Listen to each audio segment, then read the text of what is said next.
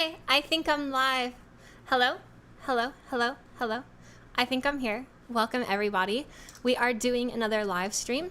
I did a private, oh, here's the link. Oh, okay, so I'm going to post the link around real quick. Everybody on the server gets pinged. Live stream now. Okay, I think we're good. Hello? Are people here? Can people hear me? Let me know if anybody can hear me. I've got a fan running because it's super hot right now, but it should be good. So I got that, and then I also am doing something different today. I got a laptop with me today, so I can actually read people's comments like without having to like hunch over, because you all know I'm like really like blind, like legitimately like close to super bad vision. So I'm gonna get this laptop here set up so I can also watch the stream on my end too. Hi everyone, welcome Aaron, welcome Kat, welcome Mara, welcome Dev, welcome Miss Barry or Mr. Barry, whoever you are. Welcome Bella, hello, hi AV, hi AV. Hello, it's good to be here with you all today. How's everybody doing? Just to get us started while I get this pulled up over here. Hi Tom, hello everybody. So we're gonna do lots of exciting stuff today. We're gonna do Q&A like always. We're gonna do some voice stuff like always. And I've got some exciting instruments to show you. And I'm gonna play some music today. So just so you all know, I have a 7-foot long fujara. It is a Slovakian harmonic mother flute. And I'll play it for you here in a moment. But first, let me get everything all settled away. I promise you've never seen an instrument like it before. I think the closest thing to it's a didgeridoo, but it's much, they master the voice control period. Oh, thank you very much. I appreciate that. I love sound, and so I spend a lot of time learning how to control sound. Let's see here. I gotta find my YouTube channel on this laptop, though. Because if I can read your comments here, then I don't have to hunch over, and I save myself a bunch of back pain and stuff, you know? How long are your live streams typically? My live streams, well, that's a good question. My workshops that I do privately, so on my Patreon, in case you guys don't know, I have a Patreon, and I usually do workshops or live streams on my Patreon. For my workshops, I usually go about 3 hours. For my live streams on YouTube, I usually go anywhere between 2 to 7 hours.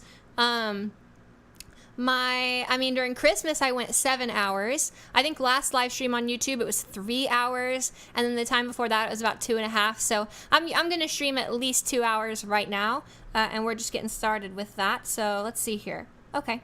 So I've got myself here on my laptop. Isn't that weird? A little meta. Okay. And so I can read your comments much easier here. I'm going to blow the chat window up, make it really big. If I can do that on this computer. And then I'll be able to sit over here by the computer or by the piano and play music for you all while I also get to read your wonderful comments, which is really exciting. Now I'm going to go ahead and test some sound stuff. So let me know if you can hear certain things or not. Okay, oops, hold on. Let me get that there. So let me know quality-wise how this is.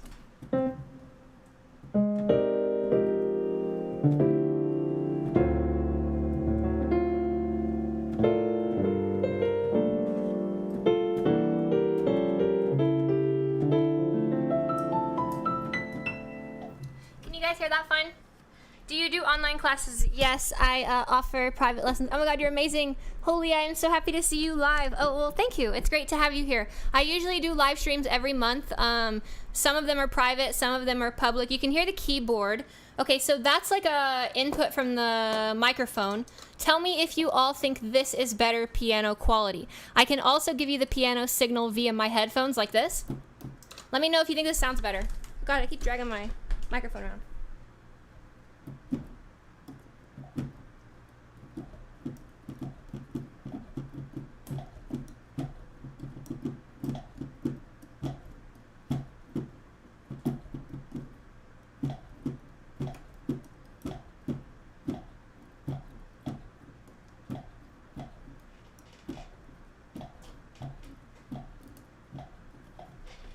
Does that sound better? Oh, no sound that way.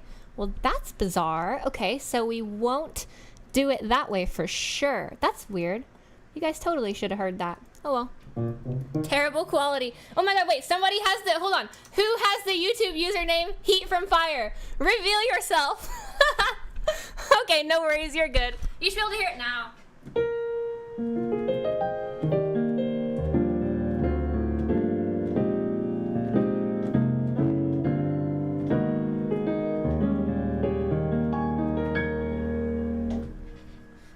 can hear it there. Who's got that username? I can hear passionate, beautiful clicking on the piano.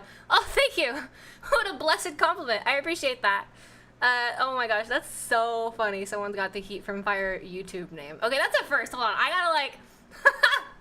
Hold on, I gotta collect myself after that one. Okay, I wasn't expecting that. Okay. So, let's see here. Yay, you caught a stream. Yes. Oh, wait. It's like this chat actually is not that good. Wait, I think Heat from Fire. Okay, there we go. Caught a stream. Okay, perfect. So I've got this here. Now, do you guys want to see the coolest instrument you guys have never seen before?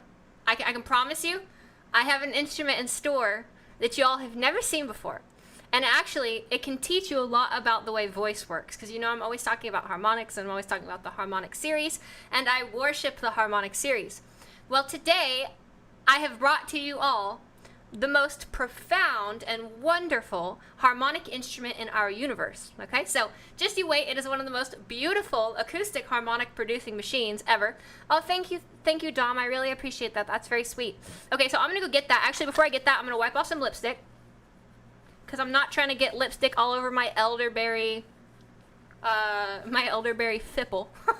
Okay, hold on one second.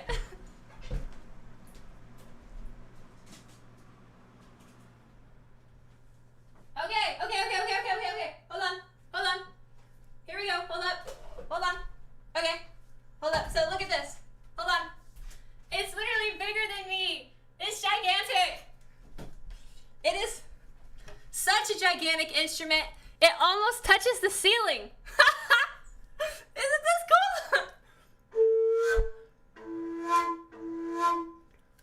Let me get, here we go. Oh, it's so lovely. Oh, hold on. There we go. I have to get right position. Ah.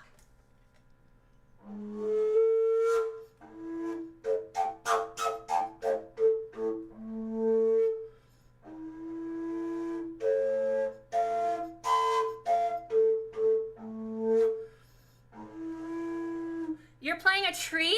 Yes. This is actually a single piece of elder wood. It was created by Jakub Saray in Slovakia. He built this for me.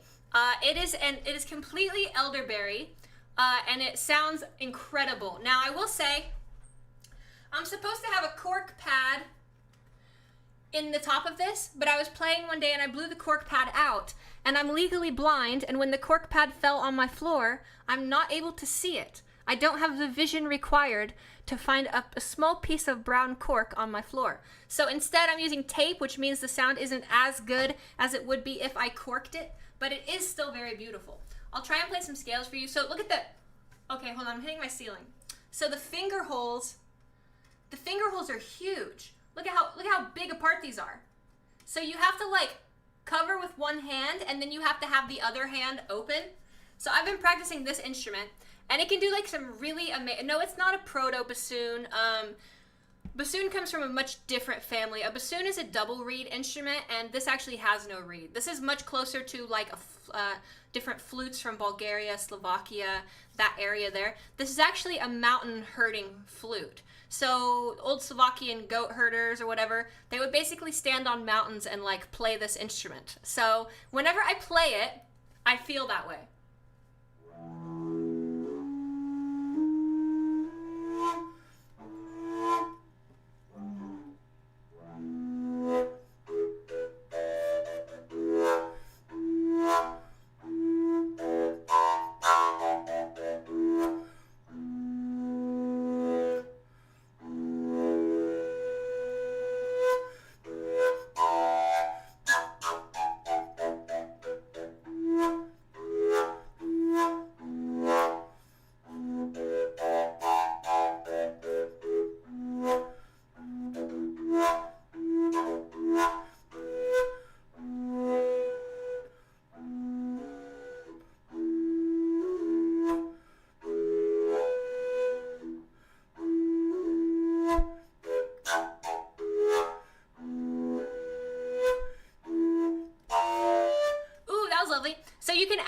Can you show the spectrogram? Whoever asked to see the spectrogram, you are welcome here. Yes, hold on. Let me pull up a spectrogram of this instrument. See, that's why I love my supporters. You're all so cool. You guys are asking me to show you the spectrogram on a Slovakian goat herding mother flute. Where else in the world do we do that? Okay, so let me just go ahead and set that up real fast. Hold on. I will give you a spectrogram view of this. Oh my gosh. This instrument's incredible. Ooh, that's loud. Shit. Okay. That's really loud. So this instrument is profoundly amazing and super, super incredible and wonderful. Oh, I know what I gotta do. Hold on. Let me fix one thing real fast. Then you guys will all have better audio quality. I found the error of my ways. Okay. Now you've got good stuff. So let me know if you guys can hear me. Hold on one second. Let me know if you guys can hear me trailing off into infinity.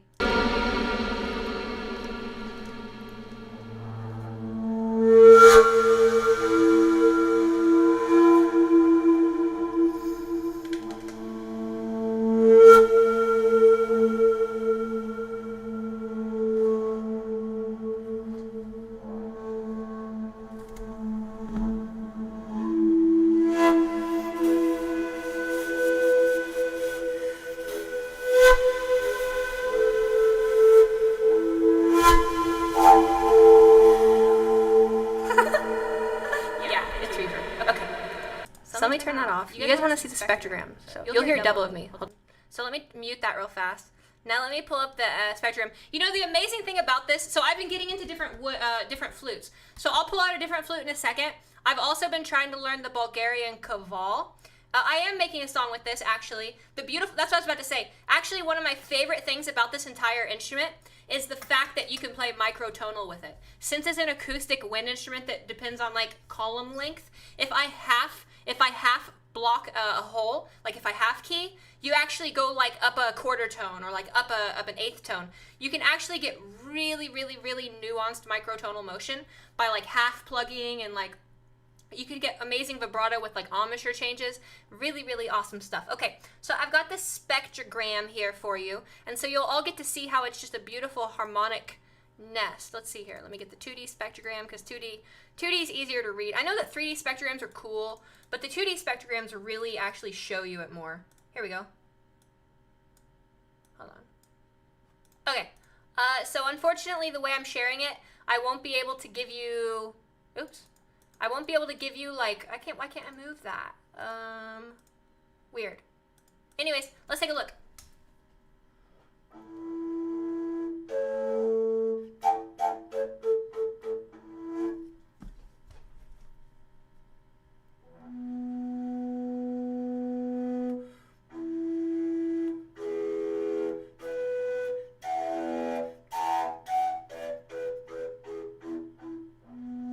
So the actual fundamental frequency of this instrument is really, really low. I can only play it for you if I play like this. If I play super, super calm like this.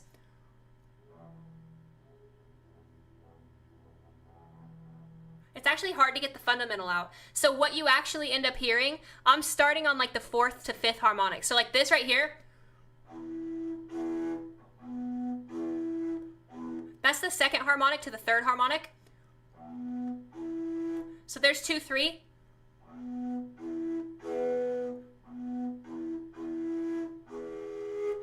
There's the 2, 3, 4.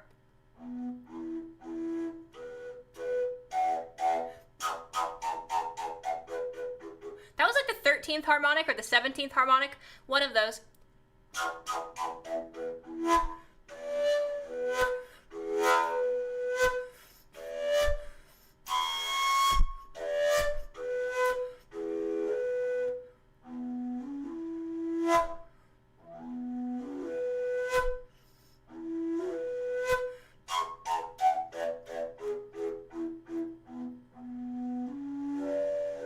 Oops.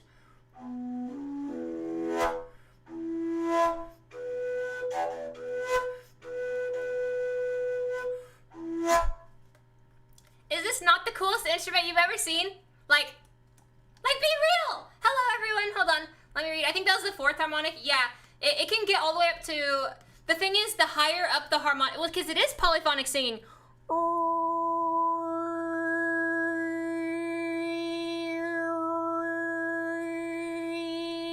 It's polyphonic singing that starts on the 2nd harmonic. So you start on like.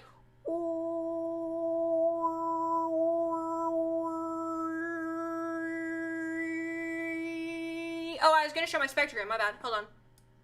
Here we go.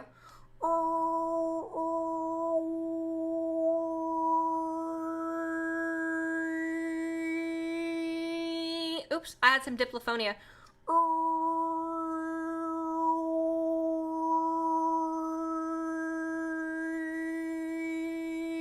It is that. It's basically that.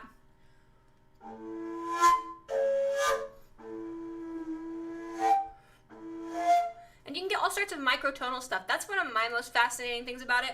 And remember, for those of you who are just joining us, this is a 7-foot-long flute.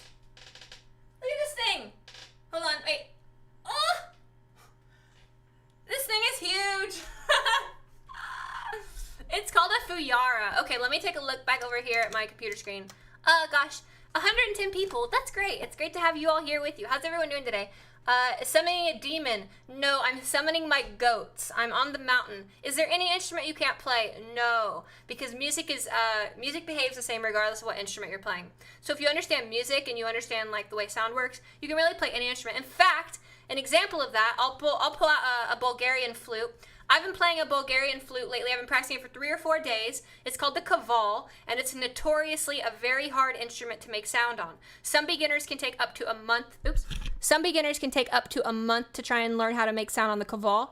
I figured out how to make sound in about 36 hours, but that was just because I know how sound works, right? So like I'd sit there and I'd like try and figure out how am I actually supposed to make sound. No, what is not fujara, fujara. What does fujara mean, Angel? I don't mind you telling us. I would love to be educated. Let's see here. Throat singing is so cool. I agree.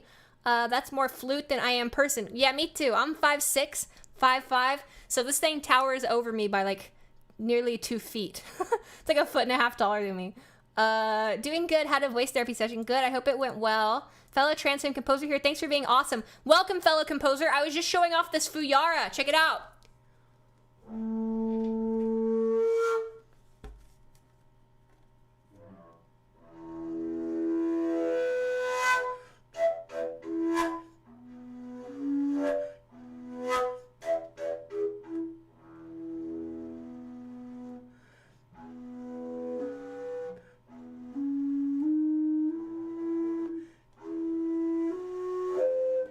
It's really hard to continue. So like, okay, so there's 3 finger holes. So you basically get like 3 other fundamentals, you know, but it's so hard to like stay on the harmonic level you are. Like imagine you're on the 3rd harmonic of your original fundamental. You have to really change your breath pressure as you change the fundamental. So like if I press down a hole, I have to change my pressure in order to stay on the 3rd harmonic of that new fundamental. And so that's like where a lot of the nuance of playing this instrument comes from, I'm finding, is that like in order to create linear motion or scalar motion or melodic stepwise motion, you have to learn how to manipulate the pressure you're putting into the instrument, manipulate your embouchure, and the way that you're actually sealing up the holes, because you can actually like listen to this, you can actually half fret or like half hole.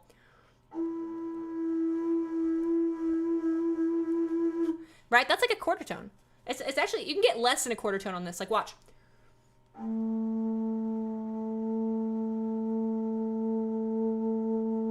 That's like a 15-cent difference. It almost sounds like a syntonic comma. So, oh, very good. Do you know the leaf flute?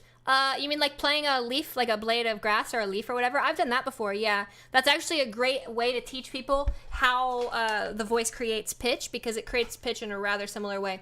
As a harmonic witch, this is my harmonic staff, you know, this is my harmonic battle staff. So I've got a cloak back there, you know, and so, you know, sometimes I just walk around with my cloak and my harmonic staff and I feel like a harmonic witch, a conduit of this universe.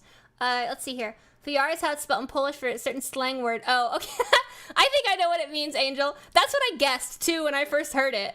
Zia, you've evolved so much. I'm starting to work on my voice again, and your content is so helpful. Thank you, Alina. It was so wonderful working with you on our lessons, and you did such a great job. Yes, I, too, feel I have progressed quite a lot and evolved quite a lot in the last, gosh, when was the last time we worked together? About a year ago? I mean, I'll never stop evolving. A bard. Yes, you're way too excited about this microtonal stuff. Yes, me too. I've been doing, I don't know if you know this, Carmen, but I do lots and lots of microtonal stuff. I'm actually working on a microtonal treatise right now, particularly a music theory treatise of just intonation. I have my own just intonation system and theory that started to catch on a lot around the microtonal world, and I'm codifying it, and I'm currently working on my text and treatise for that right now. It's taking me a bit longer than I'd like because I'm putting so much time into my voice content, but then again, you know, a druidess? Isn't a female druid a druidess? I'm pretty sure. Do you have a harmonic cauldron where you brew harmonic potions? Yes, I do. That's called my Lyra 8. It is a metal cauldron. Actually, hold on. One second. Hold on.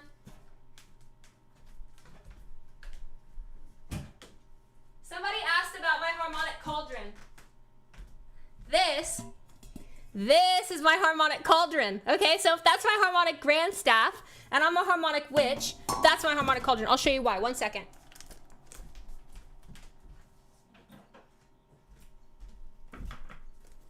Okay.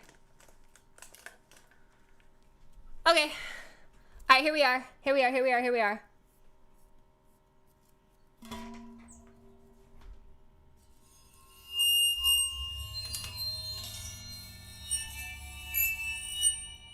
I need a bass bow for this, which I don't have on me right now.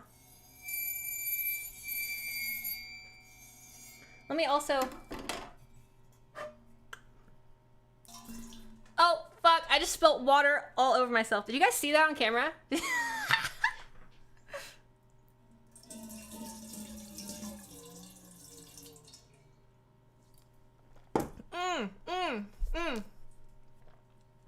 I'm soaked, my bad. Whoops. It was worth it though.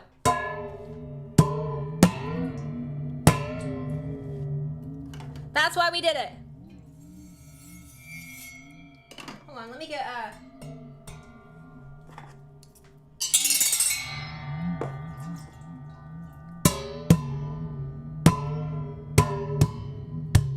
This is my harmonic cauldron.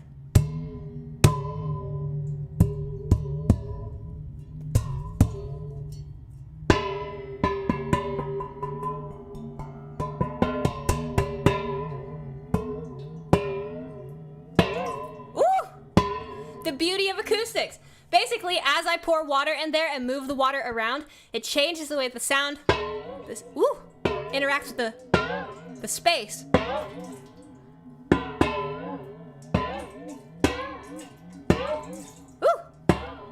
So that's my God damn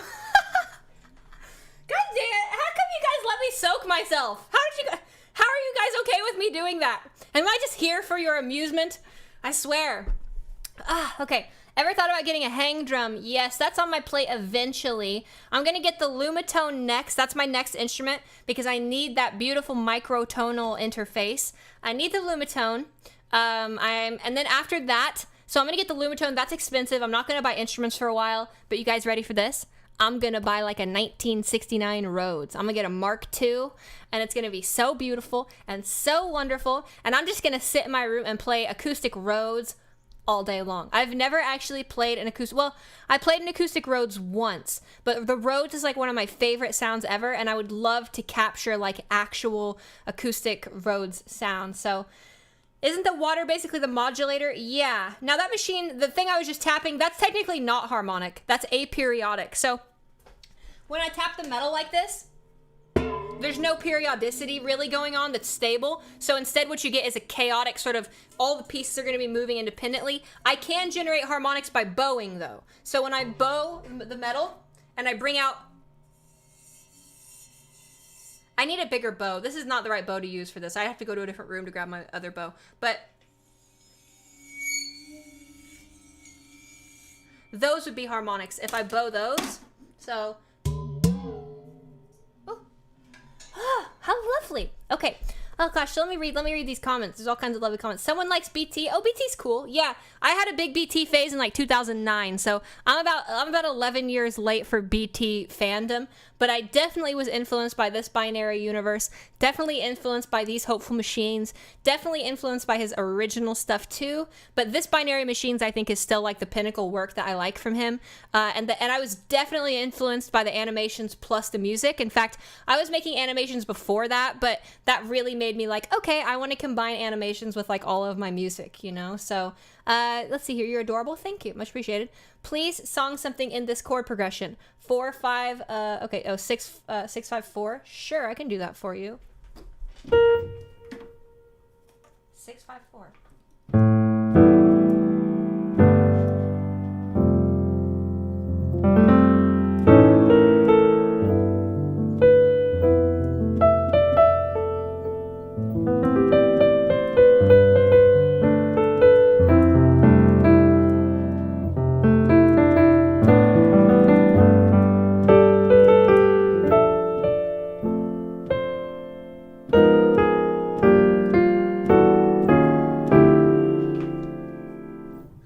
There's a little bit of 6-5-4 for you. Yeah, no worries. I'm glad you all like that. I'll play a little bit more piano for you. So when I play piano, obviously, oh, good to see you're putting our patron money to good use. Yes, in fact, I'm redirecting some of the patron money to actual people of the community who are going to create community events. My number one goal with everything that is given to me on Patreon is to put it back into the community, whether it's through what I'm doing with my videos that I'm making. That's why the quality of my videos has increased so much lately. Whether it's with the community members that are in the community and building things and stuff like that, you know. Whatever it is, I'm constantly focused on how can I produce better resources for all of you. That's like my number one priority above all else. Well, you know, I have my private lessons, and those are my number one priority, but my YouTube thing's like a side job, if you will, you know. What's your favorite chord progression? It can't really be expressed in 12-note equal temperament. In terms of 12-tone functional harmony, I really like chromatic medians like this.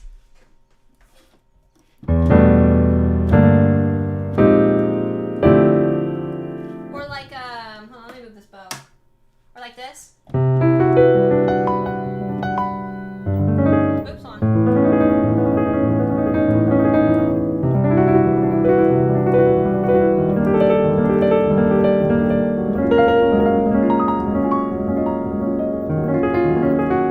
I don't know. I like. Oh, here's a good chord progression.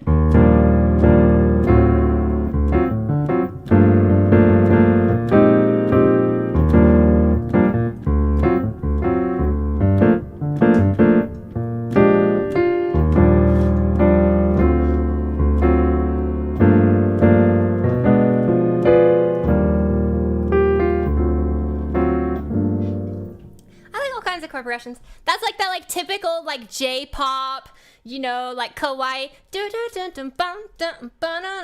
I don't Poison Samurai, what microtonal temperament do you like best? Well, I don't like temperament at all because temperament is non-harmonic inherently. Temperament implies that you're using irrational values to derive a tuning. I actually mostly work in pure harmonic series tunings. I have my own just intonation theory that I use to create all my scales, so I actually don't play in temperaments. Now, if I had to talk about some of my favorite linear temperaments, I would say that I like 34 34 notes equal, so 34 EDO. I like 29 EDO. I like 31. Honestly, 29, 31, and 34 are really good. I like 41.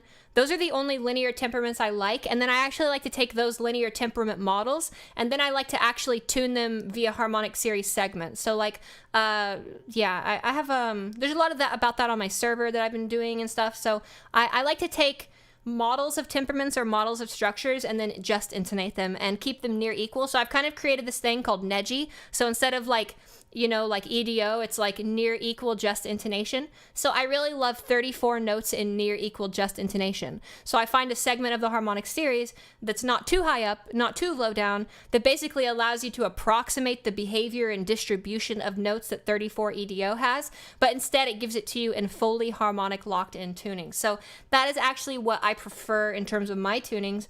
But I've made music in all sorts of tunings. I had a Rode and Let It Go, another bad decision. Oh, Larry Larson, hello, space member. Yes, yes, I hope you're doing good in the off-world. Your comment on Pandelia always makes me laugh, by the way. I love that comment. Why'd you let your Rhodes go? Just kind of need to get rid of it. But yeah, I'd never let mine go. Once I get it, I've actually never let an instrument go. So I'm like a instrument hoarder. Do you have any Poison Samurai? Yeah, so on my server, Patreon server, there's a section on there about microtonality and music theory. You could find stuff there. Otherwise, if you message me on a platform or something, I can give you the tuning files for it. I have the .tunes available. I'm not trying to paywall that information, but that's just where I have it posted right now. But no, I'm actually, like I said, I'm working on a treatise. I've been working on it for a while, and amazingly, it's really starting to influence a lot of different microtonalists. I've already seen a lot of my contemporaries start to shift towards these nedgy tunings like harmonic series rooted scales, and so I really, really like it quite a lot. It makes, for me, what it does, it kind of makes the music glow more. It lets you have the same ideas and the same near transposition ability that you, so the beautiful thing about linear temperaments, or I should say EDOs, is that you get basically transpositionality, right? You get genuine transpositionality, and all your keys are the same, and that's cool and everything. But I kind of accept not being, oh yeah, hey, while I'm doing that, let me post my Patreon. If any of you guys want to support me or support what's happening on this channel, all the awesome content that I've been putting out, feel free to join my Patreon. I have a private server that's pretty poppin', and then also, you know, I think it's even for $1 a month, you get access to like all my workshops and stuff. So, you know, I'm giving workshops, 3-hour-long workshops and all these different things. And so I believe you can get all that just for $1. Could be wrong, $3. I forget what it's set as, but I'm gonna make it $1, I think. So let's see here. So if you guys want to contribute to that, that just goes straight back into the community. Okay, let's see here. +1 to the synthesis question. Wait, what is the synthesis question? Hold on, let me see. Trans women are all the same. They have this crazy thing that blows someone's mind that you'd never expect. I know, it actually blows my mind. I totally agree with you. I've worked with hundreds and hundreds of trans women at this point on voice feminization, and it literally never ceases to amaze me how brilliant trans women are, or just trans people in general, or just gender non-conforming people. You don't have to be a woman or whatever. Just gender non-conforming people have this like thing. I don't know. Let's see. Those were all lowercase. Should have been minor. Ooh, let me read. Oh, should have been minor. Oh, I see. Haha, good one. Okay. Dude, what's your favorite? By the way, Contact has a Mark 1 VST. Yeah, I mean, I've got a few Mark 1 I've got a few. Actually, if I'm gonna do Rhodes, I use Keyscape. So I've got that's what I run my. Let's see here. Here's an LA custom suitcase Rhodes.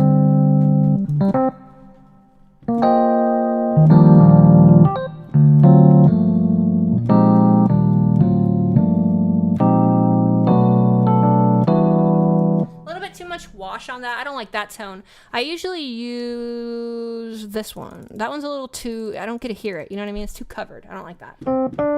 Too much phase on that. Let me go here. Turn that off. Too much reverb. Hold on. There we go. This is the one I usually like.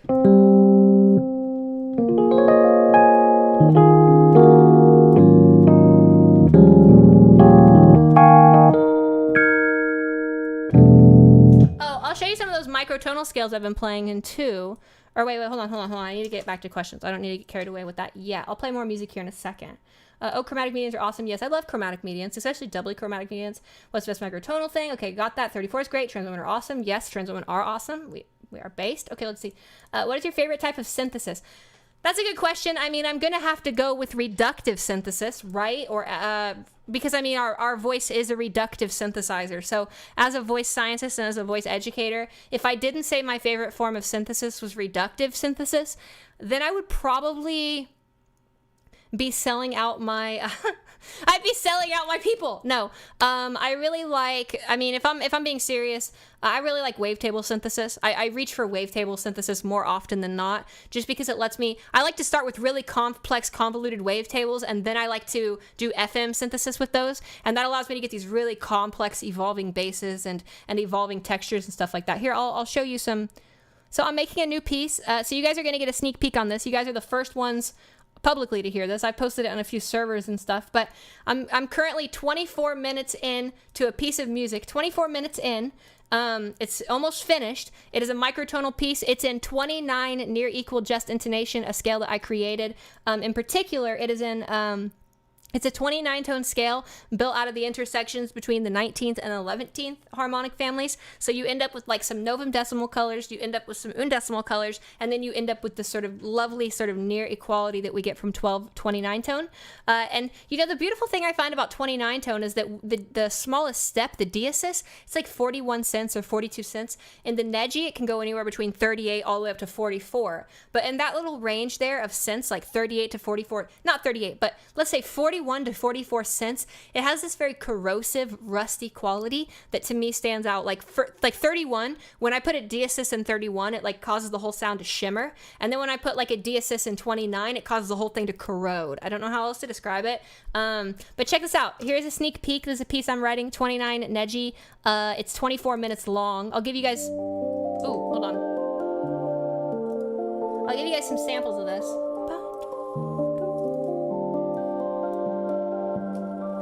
Yeah, I can talk about safe training. I'll talk about that while I'm getting this set up, and I'll play you guys my music here in a second. Safe training. Honestly, it's hard to injure your voice unless you do like one of two things. One, you don't listen to what your body says.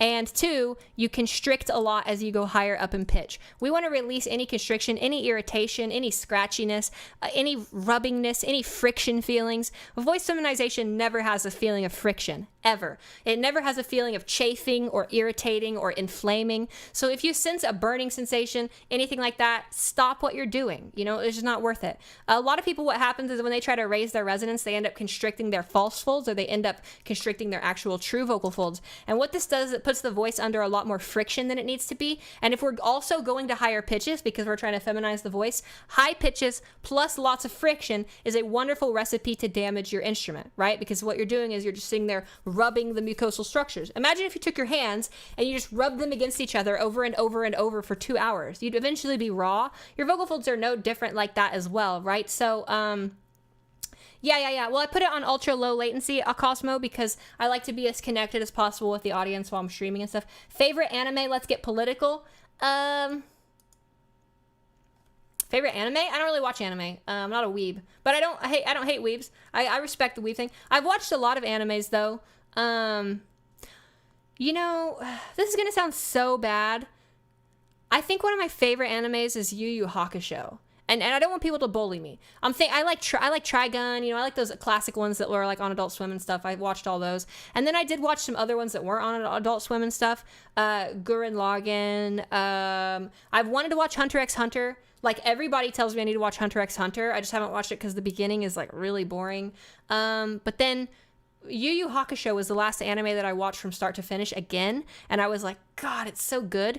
The last saga, or the last part of Yu Yu Hakusho, the last arc, the demon arc, oh my God, it's literally incredible, and they just keep powering up and going further and further and further than you thought they could go. I love that kind of stuff. Let's see here. What's my favorite video game?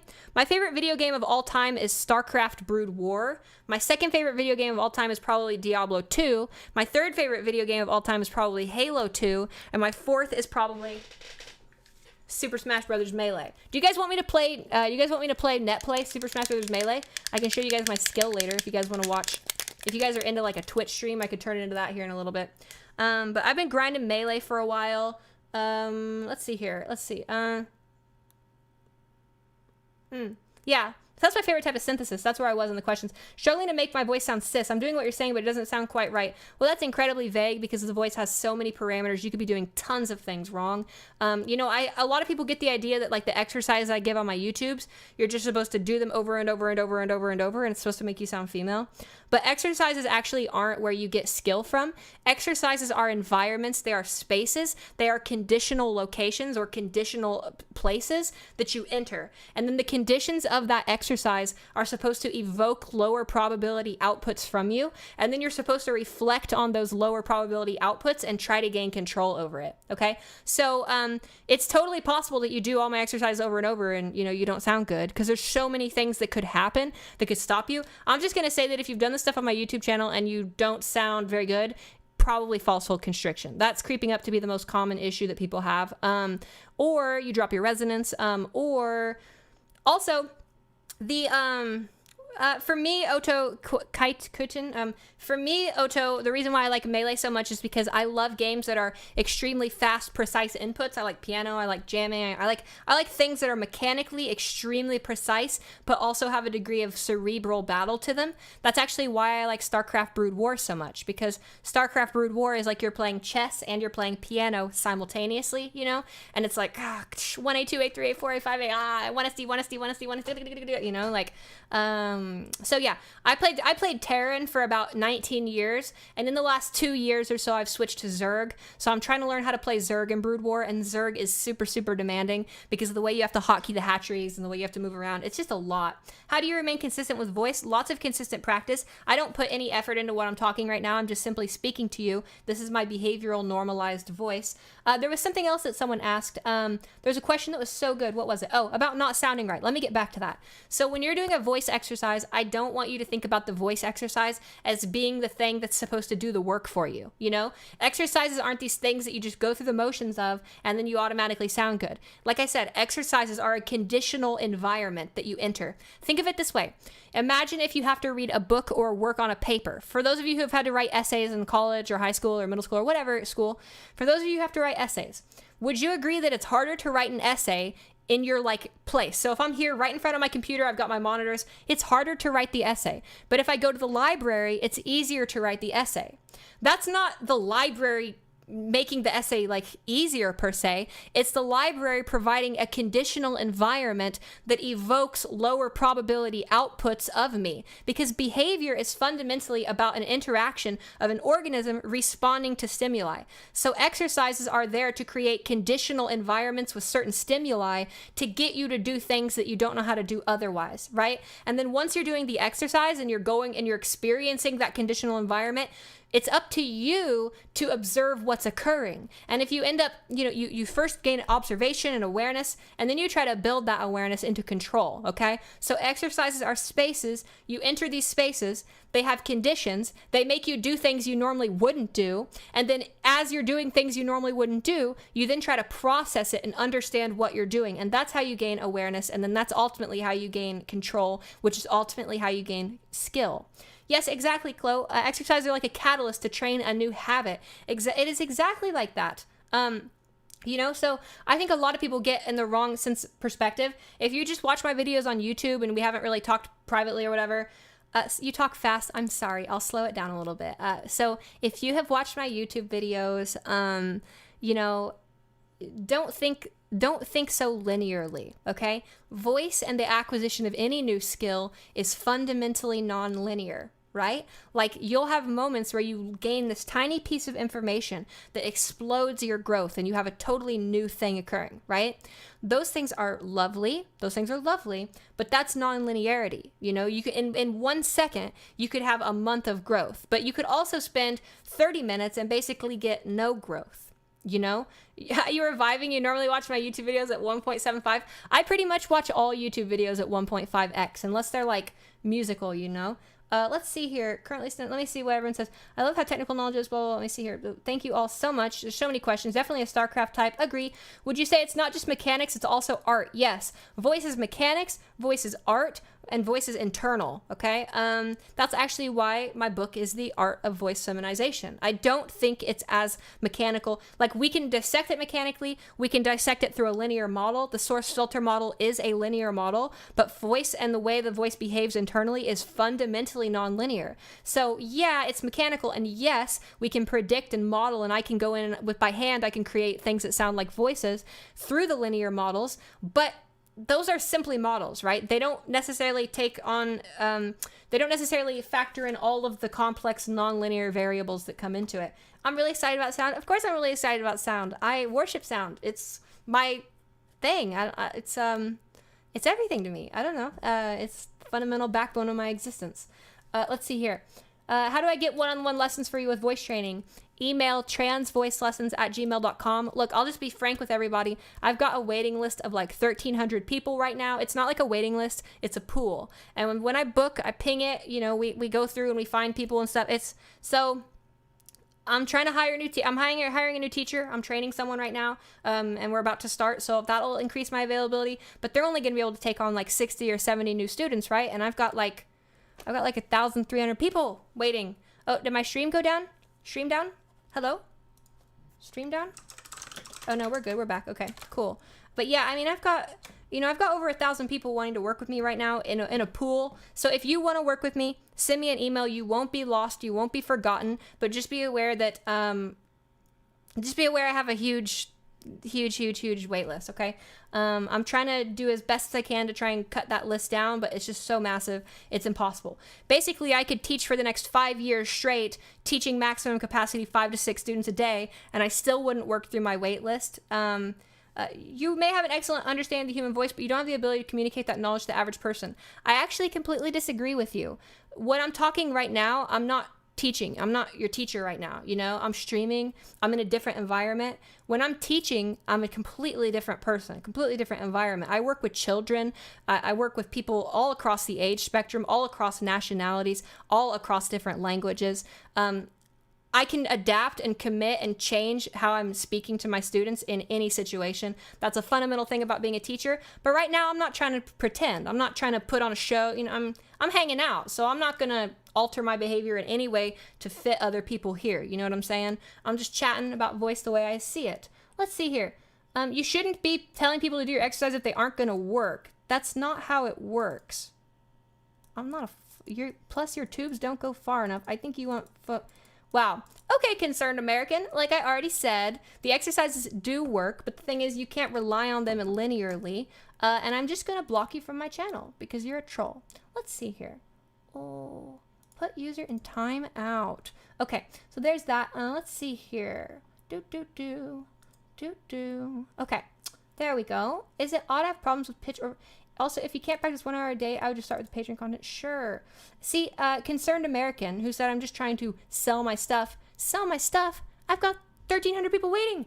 This stream is not making me any more money. I can't see any more students than I already have, So get troll bashed. Okay, let's see here. Let's see. Okay. Free enterprise is funny. Let's see here. I'm gonna add one more to that list after my final exam of sound technician. I'll start trying to practice my voice. Oh, you're a sound technician. That's awesome. I've noticed that my environment affects my voice a lot, even non-physical ones. Exactly. So what you're talking about there, JP Fanboy, is what's called code switching, okay? So code switching is basically what we do all the time when we talk to different people. If you talk to a kitten, you talk to that person much different than you would talk to like, your father. You talk to someone different than you talk to a doctor, etc., etc. So different environments essentially evoke different outputs from us, and we can actually manipulate those code switching environments. If you're finding that you have a code switched environment that actually makes it so that you can't use your voice right, what that means is you need to practice in that environment, or you need to imagine that environment when you practice. So like if you have trouble talking to like your group of friends and your voice keeps going masculine, then what you can do is you can just imagine your group of friends in your head when you're speaking, and you will start to train that behavior in that environment. Behaviors never exist in a vacuum. They are always at the sort of emergent influence of other behavioral factors or other environmental factors that cue in on that, okay?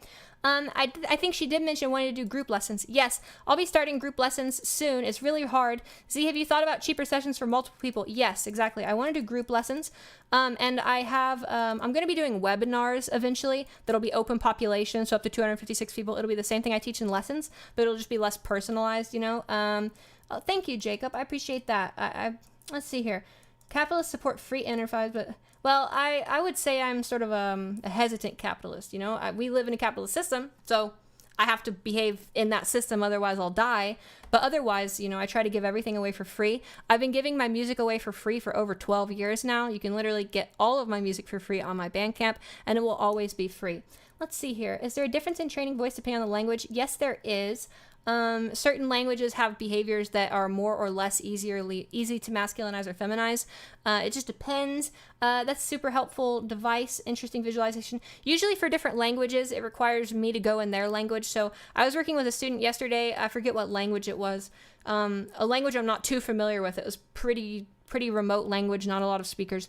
And so what I was finding is that there was a fundamental behavior that they were missing in the way that I would give back to them, the sound, I would give them the sound and they would interpret it differently. And so I started learning their language, and I started learning their vowels, and we started learning and doing it in their language. Will you eventually think about making a trans voice singing YouTube video? Oh yeah, I actually made a trans voice singing YouTube video a year and a half ago, but I removed it from my channel because I was really dysphoric about how, or no, 2 years ago, 3 years ago, 2.5 years ago, but I removed it from my channel because I really didn't like how I looked. So yeah, here's the thing. I have only made like 5% of the YouTube content I plan to make, you know? So when people are like, oh, it would be awesome if you had this video, I will take all those suggestions and I put them all on a list, and I'm planning on doing that. But YouTube videos take a really long time, and I work full-time teaching voice. I basically wake up in the morning, start teaching at 11:30, teach until like 6:45 at night. Then I do like patron feedback stuff. Then I make music. And so it's hard for me to really, you know, do as much content as I want with stuff. So that's what the Patreon helps for, and incentivize that. She has a long waiting list. Yes, I'm sorry about my long waiting list. I can't do anything about it. I'm going to try and give webinars. I'm going to try and give group lessons. I just hired a new teacher that we're going to start working together in September. So, you know, it's one of those things. Let's see here. Wait, she asked me last time to write her, so where I needed to podcast, so I asked what I was doing. Oh, I don't know what you mean by that, Kate. If you were emailing me, you weren't talking to me, you were talking to Kylie. I don't do my emails unless they're about specific questions from me or whatever. I have a full-time assistant who takes care of all my scheduling and takes care of all my emails stuff. I can't do my emails. I did my emails for 3.5 years, and it got to the point where it was taking up hours of my day, and I was already teaching hours a day, and it was hurting my content production, so turned that stuff off. Let's see here. Love the moody lighting. Thank you. Is there a difference between voice training? Yeah, I already got that question. It might be a damn question, but do you find it harder working with different accents? Different accents can pose challenges, but sometimes not really. The person's sort of template as a thinker makes a much bigger role than the language that they're speaking. I get no reply, which is annoying because I'm trying to pay you money. I understand that. Like I said, I don't handle the payment stuff. I have an assistant that handles that. I'm incredibly swamped. I get about 50 messages a day from new people wanting to join my waiting list. I already have a pool of about 1,300. I'm really sorry. I'm doing everything I can. I have a full-time assistant. She's doing everything she can. I just hired a new teacher. They're doing everything they can. You know, it's just one of those things. I can't help it. There's just too many people that want to work with me. So I'll do my best for everybody. Let's see here. What do you think? So is R1 the same as the Adam's apple? No, R1 is not the same as the Adam's apple. R1 is a meta variable that expresses the dimension. It expresses the resonant frequency of your throat, okay, or I should say of your pharynx. And essentially, there are lots of things that change that. Things that change R1 are raising your larynx, changing your inferior pharyngeal constrictors down here, changing the oropharyngeal constriction, changing your nasopharynx shape, using the palatopharyngeus to lower the nasopharynx even more after it's sealed. Also, tongue dorsum behavior changes the R1. Tongue root behavior changes the R1. Epiglottal things changes the R1. Epilaryngeal things changes the R1. R1 is a meta variable that expresses in a numerical value of resonance things that are going on back there. There are numerous things that go on back there, and when you mimic my exercises trying to learn R1, you're mimicking a certain sequence of behaviors, okay? And that sequence of behaviors is what we're trying to teach people. And so what often happens when people try to learn R1, if it's wrong or right or whatever, essentially what happens is that if people are wrong with R1, that usually means they learned the sequence wrong, or they're over-relying on one part of the sequence, or they're moving in the wrong direction with the sequence. There are a tremendous amount of different things that you can do with R1, and we're trying to learn a very specific sequence of movements. Okay, have you had facial feminization? Yes, I did have facial feminization. Without disclosing anything, how many of your clientele are looking for something other than voice feminization? Well, the ones that actually book lessons with me, probably 4%, 3%. Just because I have so many voice feminization students. Here's the thing, and Tom Winspear is in chat, so Tom Winspear can post. All my theory students, they got pushed out. I actually had a pretty bustling music theory studio. I had a lot of music theory students, but they all got pushed out by the demand of my trans voice students because, you know, I'm in such demand with trans voice that raises my rates since I'm, you know, supply and demand. I'm only one person. And so my voice theory students, or my music theory students, they kind of got pushed out on accident, which is really, really sad, unfortunately. So the science about voice feminization is easier to understand. Definitely don't get lost in the science, though. Obviously, application and action is the priority, but science absolutely gives us a model, and it allows us to think even deeper and go meta and invent new ideas that we can't do with our own body. If she ain't off the Addy, she wild. I don't take Adderall. I don't take stimulants. If I take stimulants, they make me sleepy. So like, I don't drink coffee. I don't do caffeine. This is just my vibe. You know what I mean? So I'm like always on this vibe. Let's see here. Well, I'm going to leave for work. Thank you for your videos. Thank you. Thank you so much. It was great having you here. Who's your favorite musician or writer? Not sure. Favorite musician?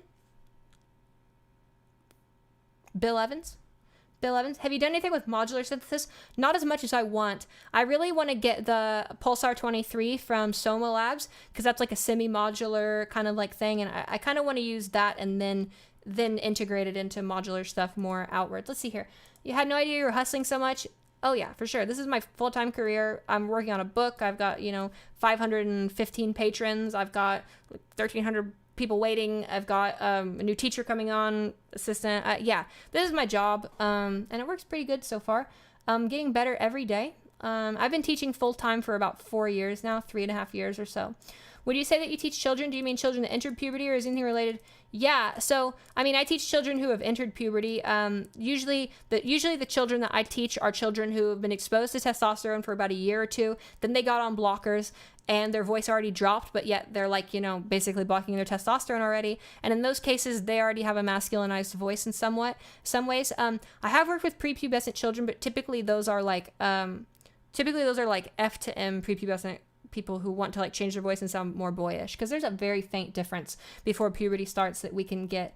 But typically prepubescent students, not so much. Usually right after puberty starts is where my children are at in terms of education. Let's see here. I had to quit the Addies.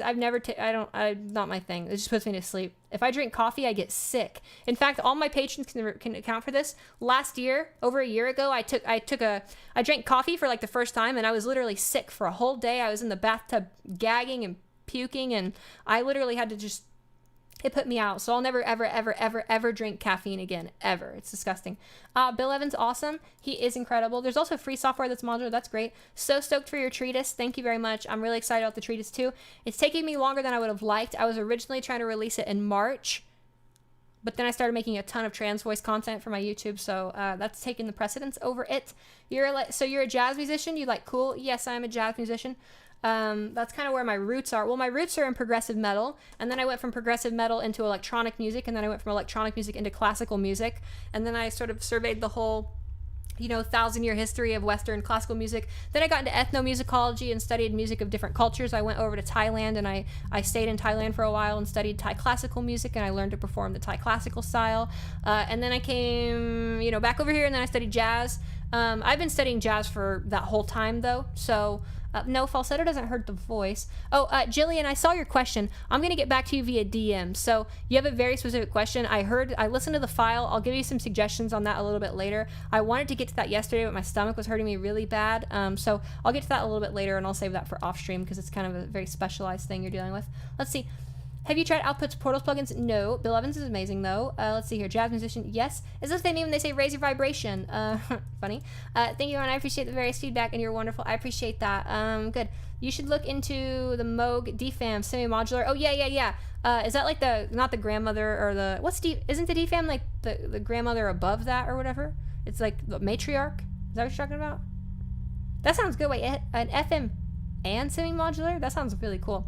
Have you considered putting your music on Spotify? I put one song on Spotify last week. I put Sola on there, so you can check it. Is falsetto hurting the voice? No, falsetto doesn't hurt the voice, but constricting can hurt the voice, and if you're constricting in falsetto, then you can hurt the voice. Prog metal, any particular favorites? The Contortionist. Let's see. I've been wanting to make a voice-focused mod sense software, by the way, kind of like what you do in your lessons, but with a DAW more streamlined. Oh, definitely. I'll definitely give you some suggestions for that. What are your favorite prog metal bands? It's been a while since I listened to prog. What's the cost for voice lessons? Please email transvoicelessons@gmail.com for that. My costs depend on how many lessons you decide to work with me on and the demand. So you're an angel. Thank you very much. With you leading the way in voice feminization science, how do you feel about other teachers teaching your theory? I think that's wonderful. I train other teachers. I have a lot of teachers who subscribe to my Patreon, and they learn from me through that way. My goal is to increase the availability and accessibility for voice feminization resources for trans people, you know? So it doesn't have to be me teaching it. I don't care if it's me. That's why I don't like name my stuff, you know, like the official technique of, I don't do that stuff, because we're talking about like real objective things here. Anyone can teach them. Anyone should teach them. And I hope that more people start teaching so that we can, but I hope people start teaching really well, because we need to raise the floor of voice feminization education across the world. So that's what I'm doing, and that's why I make all my resources completely for free. Well, not all, but all my videos completely for free. Let's see here. Now, oh, by the way, let's see. I don't know how you stay on top of the stream's questions without coffee and or speed. Me either. Just going quick. Let's see. Do you have advice for someone who hates their normal voice? Yeah. Reverse it. Listen to it reversed. Yeah, listen to it reversed. If you don't like the sound of your voice when you listen to it back on recording, but you want to know if it sounds male or female, just flip the audio and it'll become an amorphous mass of things that you no longer identify with, but you'll hear the overall spectral content will be masculine or feminine. There's actually a new approach that a former student of mine and a really super close friend of mine came up with. Totally, she's not like a voice person either. She's just like, hey, I reversed my stuff and it sounds way better. I'm like, that's genius. Everybody should do that to practice. Okay. Let's see. What do you think the ideal instrument is to get a sense of microtonal stuff? I don't think you use an instrument to get a sense of microtonal stuff. I think you use scala and you hear the harmonic series a bunch. I think microtonal stuff is tough to do on real instruments. Not always, but like it just depends. I think that with microtonal stuff, you should always start with the harmonic series. What does that sound? I hear like a low rumbling. I think I'm stepping on a cable. Whoa. What is that? Oh, I've been playing a piece of music extremely slow. Okay, there it is. Since when did you start speaking female? See my video. I just uploaded a video 3 days ago. It's a 5-year voice timeline. I've been practicing my voice for about 5 years. Singing voice act for fun, but when I try and do it, it's harder to make bass voice more femme. Voices accents can make more femme. Is there a reason for this, or am I more dumb? Yeah, it's because when you do an accent, you're putting on a voice, you're putting on a character, and when you try to feminize your voice, you're staying in your default behavior and then trying to modify like the color of that behavior, right? So what that means is like you're like behavioral, your like normal voice is like behaviorally normalized, so it's more of an attractor state that wants you to like come back to that behavior, right? And we don't want you to come back to that behavior, whereas when you're doing an accent, you're like doing the opposite. Don't work too hard, take care of yourself. Whoever just said that, Ijira, can I just like take a moment and pause the stream for a second and say thank you for saying that? I really do work too hard, and I really don't take care of myself. I ended up in the ER 2 days ago with gastrointestinal issues. I have some form of colitis. It's either like Crohn's or the ulcer colitis or whatever it is. I don't get it. Yeah, I work way too hard. I sacrifice my health for my students. That's why I got so offended when that person was trying to accuse me of all kinds of negative stuff. Like, no way. I spend literally the vast majority of my waking life trying to think how I can make my students and supporters' lives better, you know? So it's very personally insulting to me when someone tries to say like, oh, you're like grifting or playing a game. Like, I'm not playing a game here. You know, I worship sound, and nothing I do with sound is disingenuous or dishonest. That is not only an assault to my personality and my personhood, but it's an assault to my spirituality. I literally am so profoundly connected to sound, and I don't want me to get the glory for anything I'm doing on this channel. I'm a conduit for sound. I did not, all the things I'm talking about are observations of sound. This is stupid. I'm leaving. We don't want you here then. I'm sorry. I don't know why you have to be negative. Let's see here. Let me just remove you. Bye-bye. Okay.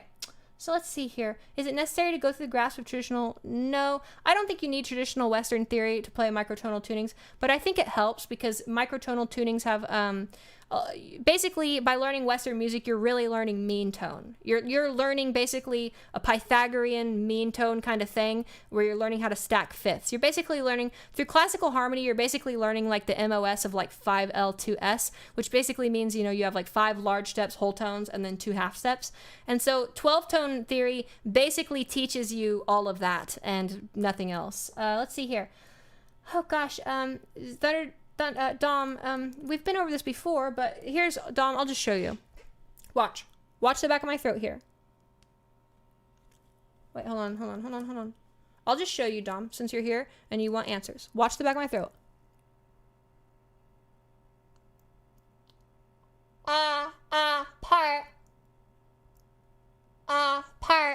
part, you should do that.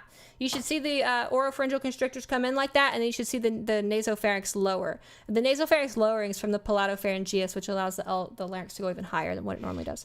Let's see here. Gosh, you know, this is the first stream I've ever had negative commenters. I don't know. Is it because my YouTube's like bigger or something? I swear, I don't know. The bad energy, bad vibes that people brought here. You guys, if you have any bad vibes, just get out. I don't want you here. You know what I mean? Like, I'm supported enough by my supporters, and bad vibes, not in this stream. You know what I'm saying? So is there a voice at which the voice stops dropping? It's less of a number, more of like a phase. But yeah, your voice changes all the way through your life though. So for instance, the aging male voice actually gets more feminine over time, and the aging female voice gets more masculine over time. So they end up sort of converging. Let's see here. Love you. You're awesome. Thank you so much for the good vibes. Just have a nice dress. Yeah. Let's see. Work. It's important to say. Are you on Discord? Yes, I'm on Discord. I actually have a Discord server through my Patreon. There's my Patreon link if you'd like to support the content or whatever. Let's see here. The work you're doing is too important. Much appreciated. The Discord's been useful for you. That's so glad to hear. Profound connection to sound. Yes, Sin, you know, and you're not alone either. My favorite thing about this entire community is how incredibly connected it is, how it's connecting all these people who are incredibly passionate about sound. I have met so many incredible people who have the same kind of profound connection to sound, and it's honestly a blessing, because I wasn't sure there were other people out there like me, you know, in terms of my love for sound. 29 after late section. Your lessons are extremely helpful. I'm so glad to hear that. Thank you, Miss Faze. Do you suggest vocal reconstruction? No, I don't suggest surgery. I recommend, well, I mean, I wouldn't tell someone not to get vocal surgery, because I'm very supportive of body autonomy, you know? So like, if you want to get surgery, do that with your body, you know? But in general, I don't think it's really that good of an effect for what it does to the voice. Let's see. As a singer myself, I find it so impressive that you do, and you still struggle with those movements. Yes, I'll keep practicing and following your lead. Thank you. It's great to have you here. Thank you, Christy. Good vibes. Good vibes. Z, I always found that to be beautiful when I learned about it. How male and female voices are so... Yes, I know. It's crazy. They sort of just come together like that. If you train your voice, do you lose your bass voice that you used to have? Yes, if you normalize the voice and completely atrophy the other one. If you're using both, you won't lose the voices though. You'll just be able to gain the coordinations for both. Sound is fascinating. I love learning about voice feminization as well as sound and acoustics. Thanks. I sent an email about a week ago about becoming a student. Just curious if I'll get a response. So I was talking about this earlier, Margot. For everybody who sends a reply or sends me an email, it's not lost. It's just I have a massive pool of people waiting, and we book in waves. So your email, if you send me an email, it's not lost. You're part of my pool. You're part of my list, and you'll get pinged, and eventually we'll get to you. Like I said earlier, just to be completely transparent, there's like 1,300 people in this pool waiting. So I'm trying to do as much as I can. I'm about to take on about 70 new students for the next 2 semesters or so. So, you know, it's tough. So I'm hiring a new teacher that I'll be training. And then I'll also be, what's that video filter? I don't have a video filter on at all. I don't have any filter whatsoever.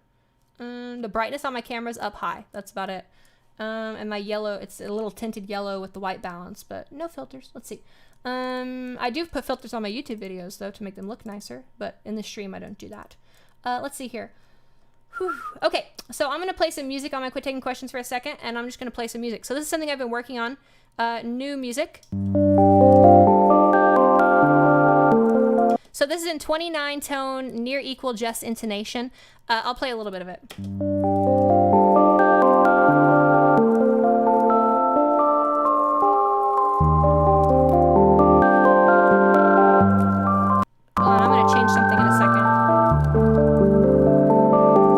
I'm just setting this up for us so you can get visuals here too. So this is in 29, and you'll see that since it's in a harmonic tuning, it...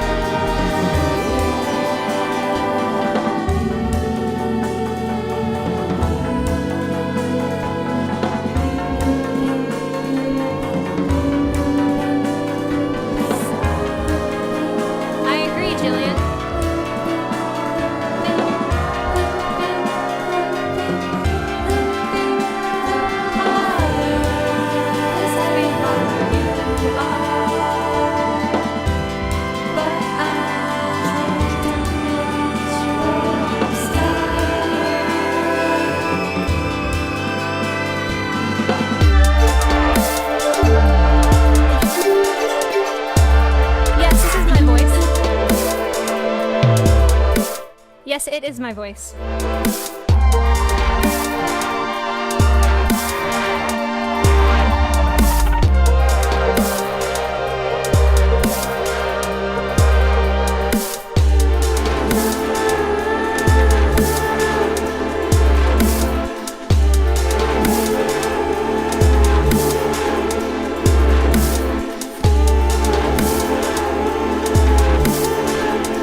I love this part.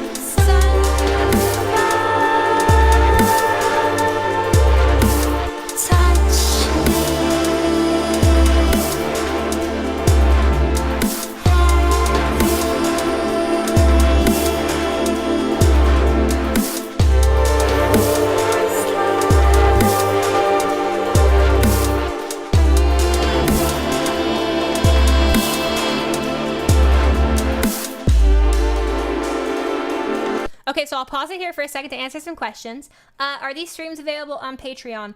This one will be available publicly on my YouTube, but I've got about 8 or 9 different YouTube live streams that are private that are available to my patrons. I also have several workshops available that I've done for my patrons. I'm actually, after this stream, I'm going to upload a 2.5 hour or about a 2 hour long voice workshop that we did last week or so on vocal skills building. We talked a lot about false fold constriction, true fold constriction. We talked about proprioception. We talked about a lot of things. It was a very productive thing. And of course, as always, I'll just go ahead and post my Patreon if you'd like to support me. There is the link to support me. Let's see here. I'm glad you guys like that song. So that piece, I work in FL Studio. I saw people asking questions about DAW and stuff like that. I work in FL Studio. Jazz from Mars, yes, it's definitely my voice. Let's see, you're a great writer. Thank you very much. I'm glad you're vibing. This is in 29. How long does it take you to create a new tuning? Not very long, because I have a system and a theory and approach that I use, and so it can take maybe takes me about 30 or 40 minutes to create a new tuning, because I usually like to work with temperaments. I like to take temperaments as the model or the loose blueprint, and then I like to find different prime harmonic systems that actually just intonate those systems. So that's what I was doing there. What do you use in an audio editor? So that's like a 29 tone Neji. Let's see here. Microtonal music, it slaps, really slaps. Wait till you hear a little bit more. I'm going to play more of it here in a second. Ears are not used to it. Very dreamy. Glad you like it. How long does it take to feminize your voice if you also want to keep your bass singing voice? I don't think keeping your singing voice will change the amount of time that you feminize your voice for. You should be able to keep your voice. It might make it so it's harder for you to behaviorally normalize, because avoidance is a nice way to get no feedback about lower voices. So it kind of like skews your behavioral like loop to where you're never doing one thing a lot. You'll like kind of get worse at the one thing you don't do. But if you practice both, you'll be good. That's awesome. Thanks for the insight. This might be super specific, but when I practice my voice too much, I start hearing myself muffled in my own ears, and it becomes difficult. Is that a common problem or a personal thing? Pretty common problem. We don't sound how we do to other people. I actually made a YouTube video on this called How to Hear Yourself. You could watch that. You can also just flip your audio and reverse it, and then you'll hear a different thing that's not really your voice, but you'll hear the spectral profile of your voice.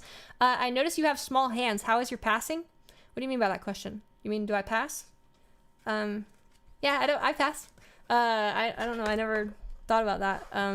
I don't really try to stealth or anything, because like I did that. I stealthed for like a year. Not worth it. It's trash. Being stealth is trash, because then you lie to you're like lying to everybody. Like, you know, you're at like a gathering and someone's like, oh, oh, you know, they like start talking about like fertility and stuff, and you have to be like, yeah, I had my first menstrual cycle when I was like 13. You know, I'm not trying to put on a front. So I stealthed around for a little bit. Not worth it. Not interesting to me. So let's see here.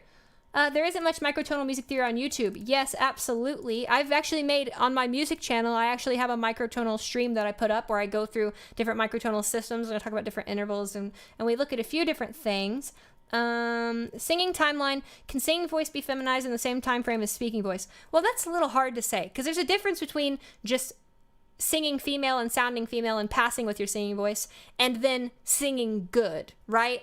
Good singing can take a lifetime. We know that because cis singers, you know, take forever to practice. Yeah, that's another thing too, Ellie. I mean, I don't think hands really have anything to do with my passability. I don't know.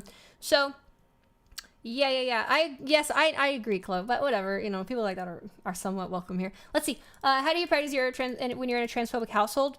Do voiceless exercises, or do exercises that don't make very much sound? You can practice with external noise like this. If you're in a transphobic household, you can at the very least, you can learn how to find the right resonance by taking noise being very relaxed and try to filter the noise. Here, let me turn my specky on for this. Hold up.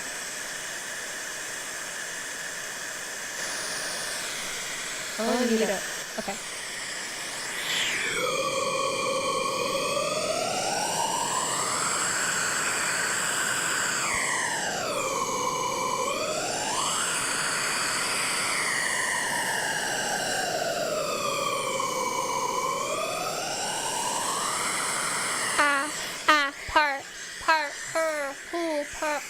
So I'm just basically keeping that structure, you know? So if you're in a transphobic household, you can probably practice that way because they won't even be able to hear you.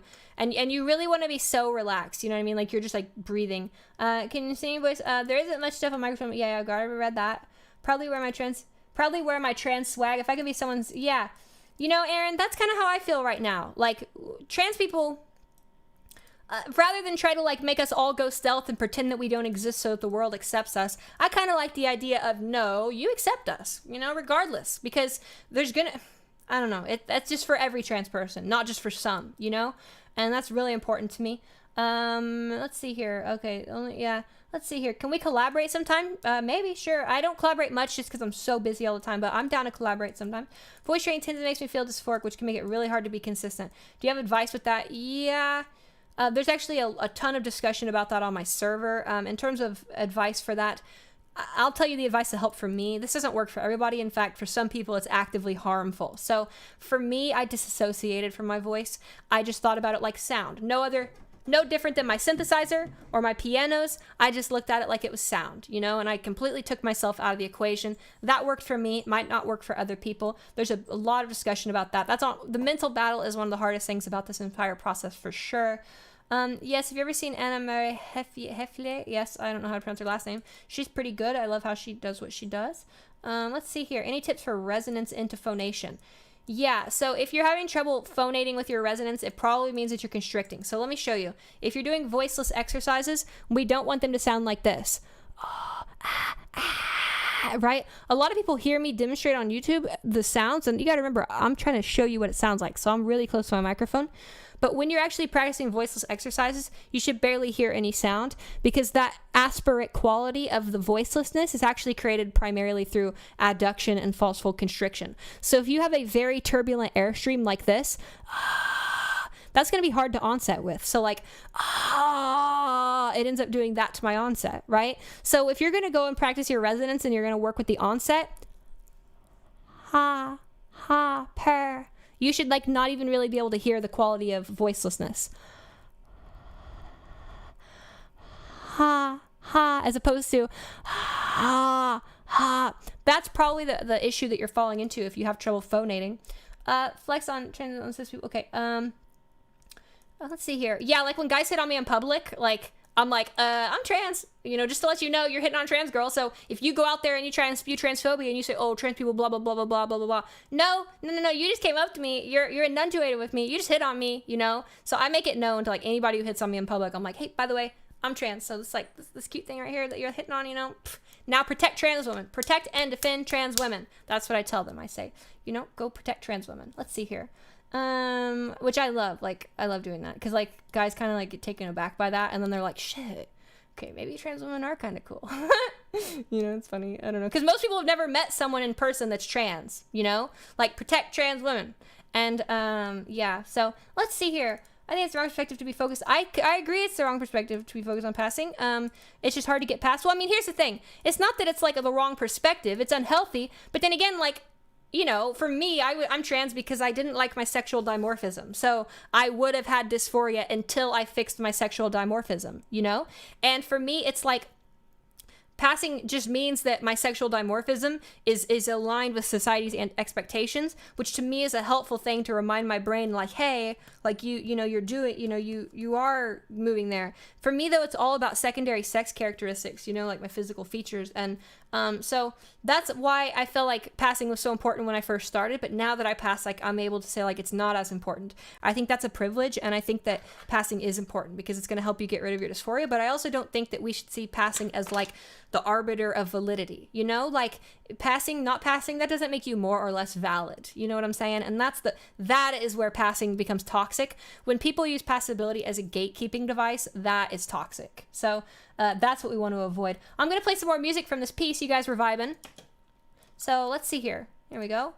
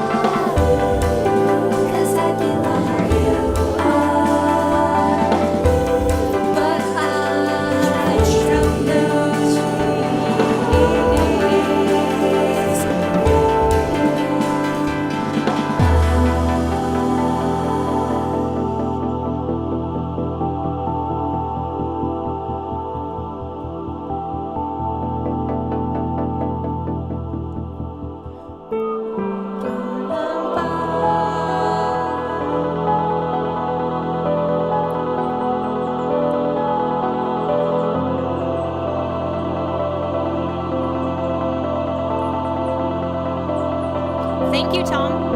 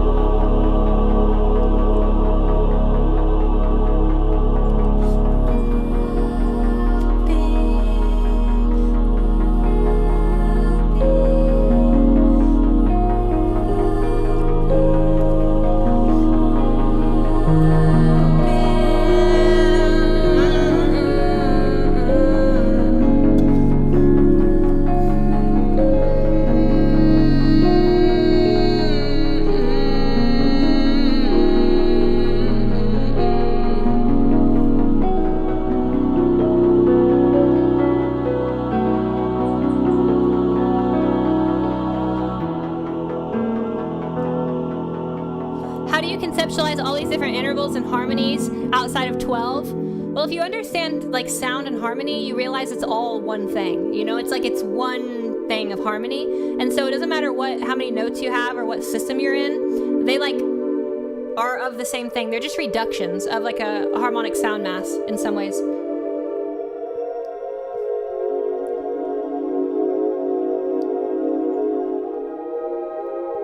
A tiny microtonal step, yes, definitely.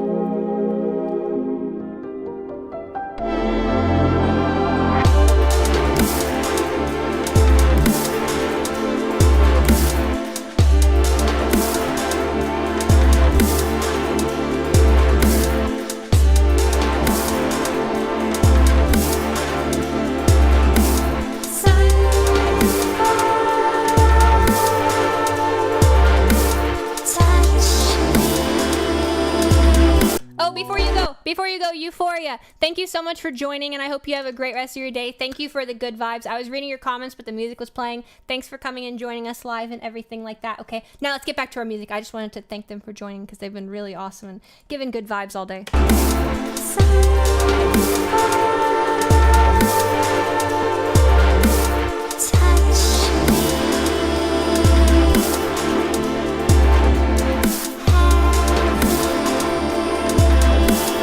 Z, would you work on a video game soundtrack? I already have, and I used to do that a lot when I was younger. I won't do that anymore very much, simply because my voice stuff is much better. But check this out. If you search for Scrap Mechanic, the video game, I did the OST for that game, and we actually just released the full version. Here is the trailer. So there's Scrap Mechanic. I did the soundtrack for that game. Now, someone else said, is this 22 EDO? No, this is not EDO. This is just intonation. It's a 29 note near equal just intonation. Definitely not EDO. I don't really like EDOs very much. I use them sometimes for ease, but lately I've just been making pure harmonic sounds. Okay, so you normally talk about the sun being a giant death laser. Why is it featuring in this track? And of course, Sola. Oh, because you heard sunrise. Yeah, okay. So sunfall. Yeah, okay. So the sun for me, don't tell people this because I want my music to remain secret. The sun to me is a metaphor for the harmonic series, the source. You know, it's like, so when it's like, wah, that's why every time I like talk about the sun in my music, I'm like, at least in Sola, there's like a lot of those like harmonic 11s, you know, like basically like a 4, 5, 6, 7 kind of 9, 11 structure. To me, that's like sun. It's just, it gives all the energy for the music, you know? So don't tell people that though, because I want to keep it secret. Let's see here. You're going to drop this. I can't wait for you to drop this track. You know, okay, what do you guys think? Should I drop this track as a single, or should I finish this track, hold on to it, finish the other track I'm working on, and then release my 5th LP? I'm going to release the LP no matter what, but should I release the tracks as I finish them, or do you think I should hold on to this one as like a secret? I don't really want to hold on to it. I think it's beautiful. I want to share it. I want people to hear it. So, it was 24 minutes, 29. It might be 29. Is there anything meaningful from Soul that can be played live? All of that can be played live. Yeah, definitely. Once I get a Lumitone, I'll be able to play all this stuff live, really. I'll be able to map my own tunings how I want them. But no, this is not 22, it's 29, and it's harmonic. It's not linear. Did you have any anxiety before starting hormones despite knowing? Not really, no. I had waited for like, I was out for like 7 months before I took hormones, so I was like, at that point I was like, I need to start as soon as possible. Hello, Hypnodose. Hello, Valerie. Hello, everyone. Let's see here. Let's see here. It sounds like a bit of force majeure quality without the sucks. Yeah, and you know another thing too, just so you all know, I'm pretty sure you're only hearing this track in mono right now. You should hear this in stereo, because I have spent so long getting the stereo balance perfect. Like, the spatiality of this tune is wild. It literally sounds, the whole time I'm working on it, I'm trying to like put them in the space, you know, and I'll play some live music here in a second, some microtonal stuff and everything like that, okay? Yeah, LPs are dead. That's how I feel too, but I released them as like pillars throughout my career. So I've got 3 LPs. I released a 4th LP, a piano album from 3 years ago, and then this will be my 5th LP. And so I think I'm just going to release them as singles basically, and then I'll drop them as an album or whatever. Hold it for the album. You'll buy it on vinyl. I don't think it'll fit on vinyl because it's like going to be like an hour and 10-15 minutes of pure microtonality stuff. The 24-minute would be a cool vinyl release, right? Like get like a 30-minute vinyl cut or whatever, but then you'd have to interrupt it and turn it over. Imagine the song's so long you have to like turn it over. Oh, that's so funny. Okay, let's see. Sorry, I'm not taking any questions right now. Just trying to catch up with everything. Okay, blessing to find you because I feel like I have a perfect life. Well, that's really, really, really, really thankful to be able to heal others with music. I love that. I think sound is one of the most beautiful, incredible things in this whole universe, and I think sound can heal all sorts of things. And maybe not even physical healing, but healing so much comes from internally. It comes from spirituality. It comes from your mental health, and I think sound can provide that for everybody. So at least in small doses to help everyone else. Thanks so much for everything you do. Can't wait to see more from you. Thank you. Have a great night, Concrete. Sleep well. I need open back headphones for your music. My old one's broke. Vip! That sucks. How do you approach writing longer songs like this one? Well, this piece started out, in my opinion, you are a lesbian. You don't even know who I date, though. What? How do you know I'm a lesbian? What? I mean, I dated mostly men throughout throughout my transition so far. So I don't know. We'll see. I like girls. I like both. I don't have a preference. I think gender's a meme, and I think that, you know, if I meet someone who I really like and I think they're cute or they're cute, cool or whatever, then I'll probably date them. But gender's a gigantic meme, and I don't really have a preference for body types. Okay, let's see. Let's see. The way I date men and women's very different though. Like when I date men, I'm definitely like a more feminine role, and when I date women, I definitely prefer to take like more of like a masculine role or delete roles altogether. But that's really hard to do because we've been grown up in a culture that like programs us and kind of like brainwashes us with gender. Let's see. Will it be on Bandcamp? Yeah. Here's my Bandcamp if anybody wants to check out my music. Wait, let's see here. Here you go. Oh wait. Here's my Bandcamp. If you guys want to check, all my music's completely free, and it always will be free. If you want to support it, feel free to, but you don't have to. How do you approach writing longer songs like this one? Well, this piece started out first as a little experiment in 29-tone Neji. So I made a 29-tone Neji tuning, and then I made this. It was just a tiny little thing. I wasn't even thinking anything of it. And then I ended up making this. And then all of a sudden I accidentally had this banger like verse part. And then I ended up accidentally making this. And then I ended up accidentally transitioning it back into itself. Then I recapped it. And then at this point, here's where the composition process really began for me. So the first 4 minutes of this piece were completely free because I was just noodling and it all fell into place and it was like, yeah, this is great. The rest of the composition though, the 20 other minutes, that took me a lot of time. I really focused on the form. In fact, the form of this work I think is wonderful. I think it's got one of the best forms of a piece that I've ever made, where the apex of the piece is seated versus the rest of the album, what it does with the original A and B material, what it does with the C and D material, and how it transforms them at the end and how it retransitions everything back in on itself, the developmental section. In a way, this is kind of like a ternary, it's kind of like a compound ternary form, but not really. It's like a modified, like, ternary-esque sonata form where there's like a middle section that's like unique that doesn't really come back, but the form I posted about the development on my server, but the form of this piece took me a while and I really had to spend a lot of time thinking about the balance and proportions of everything. So let's play some more of it here. So I'll get to this good part here. So we already heard the retransition, Sunfall. Now here's where we go.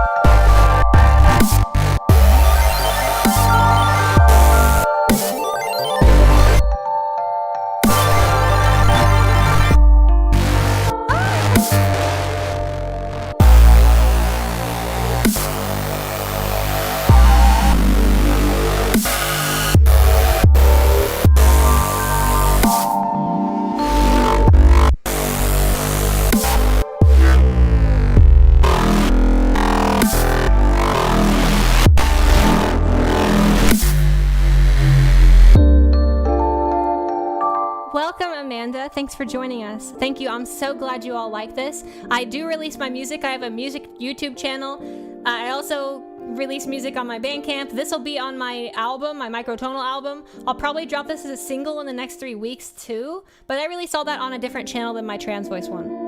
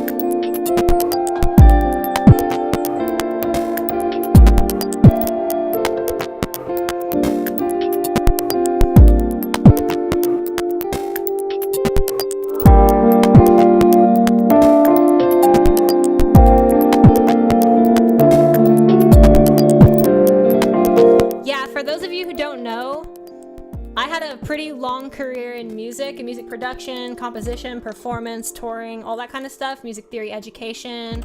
I had over like a 13-year career in that before I even came to voice. So my roots are music.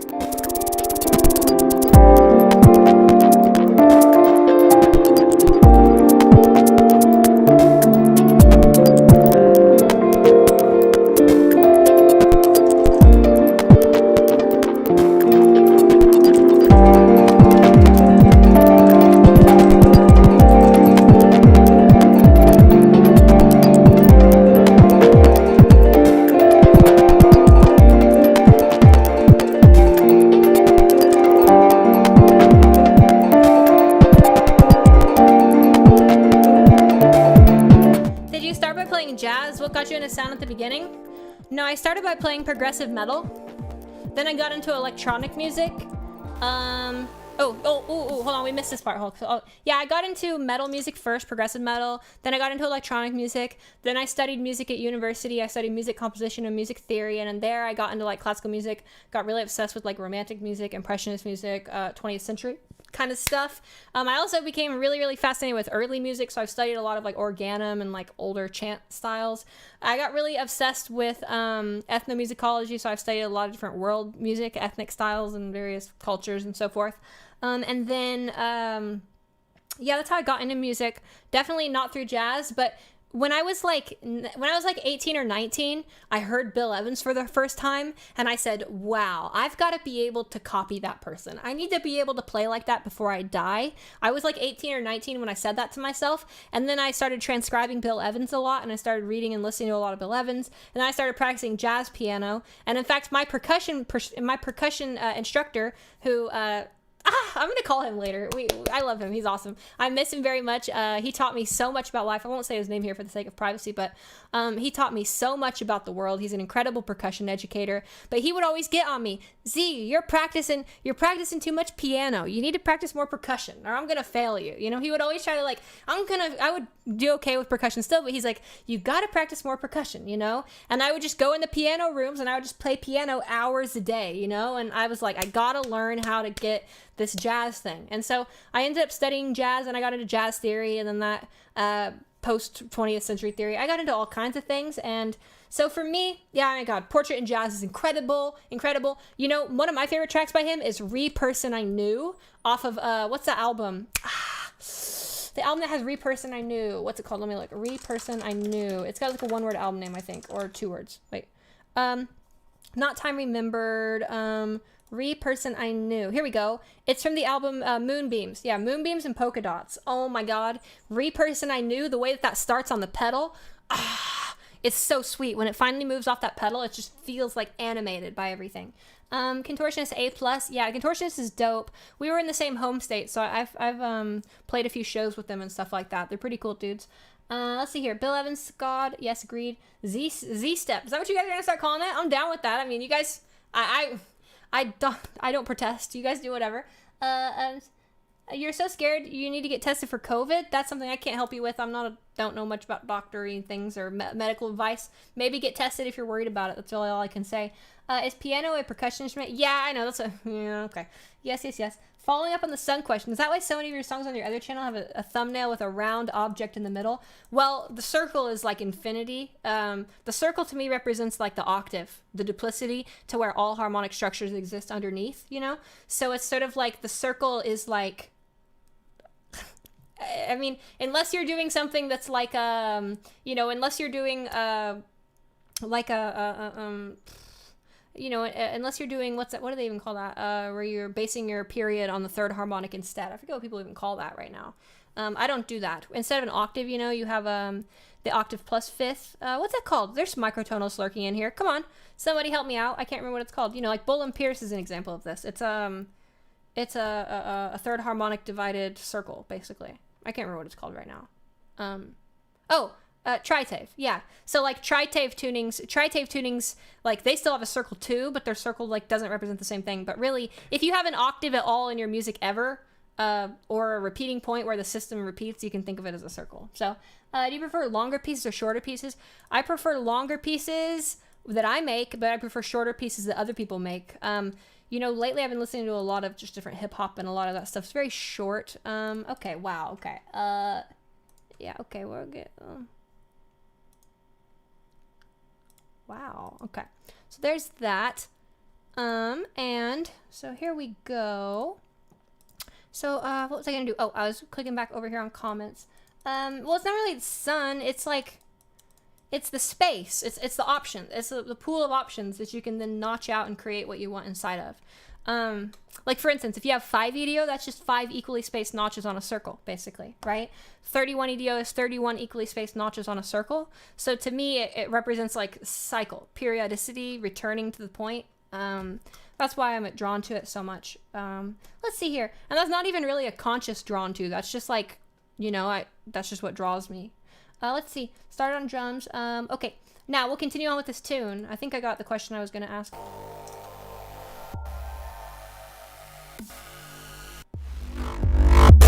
Oh, here we go.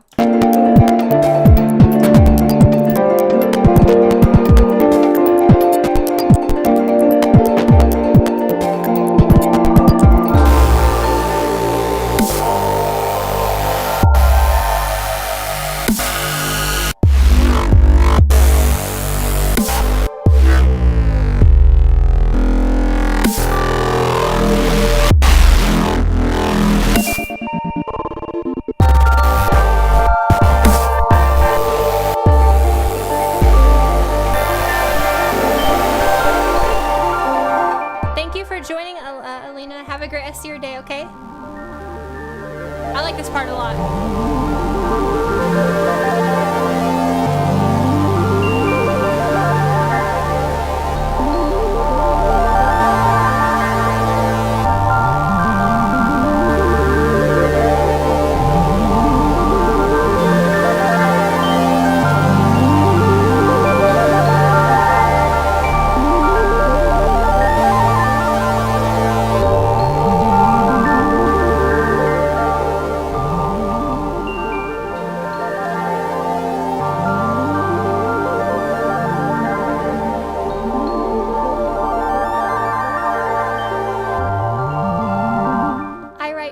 Not genres, that's why. I'm just teasing Amanda. No, I know you. Okay, interesting. There's so much spectral activity up high. That's because I'm using an FM bass, and FM bass always creates a lot of that stuff. I sometimes filter my basses, but not always. It depends on what I'm looking for. This section, I wanted a really wall of noise, and I wanted the mids to be clear for all these like bells and like little instruments like that, but I wanted everything else to be bass.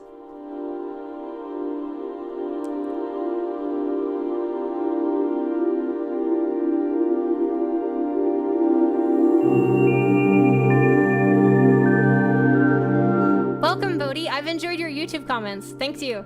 Yeah, thank you. It's great to have you here. I hope you're well tonight.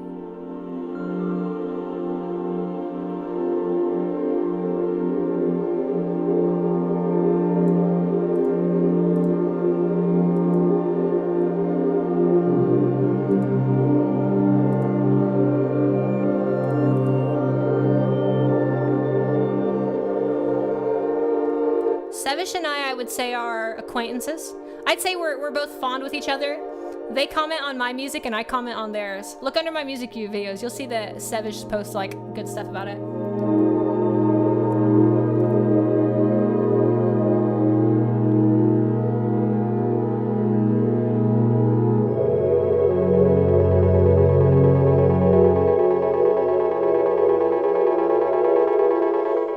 Poison Samurai, it was so great having you here. Thanks for contributing yourself to this stream. You had such a nice energy and good vibes, so I hope to see you again.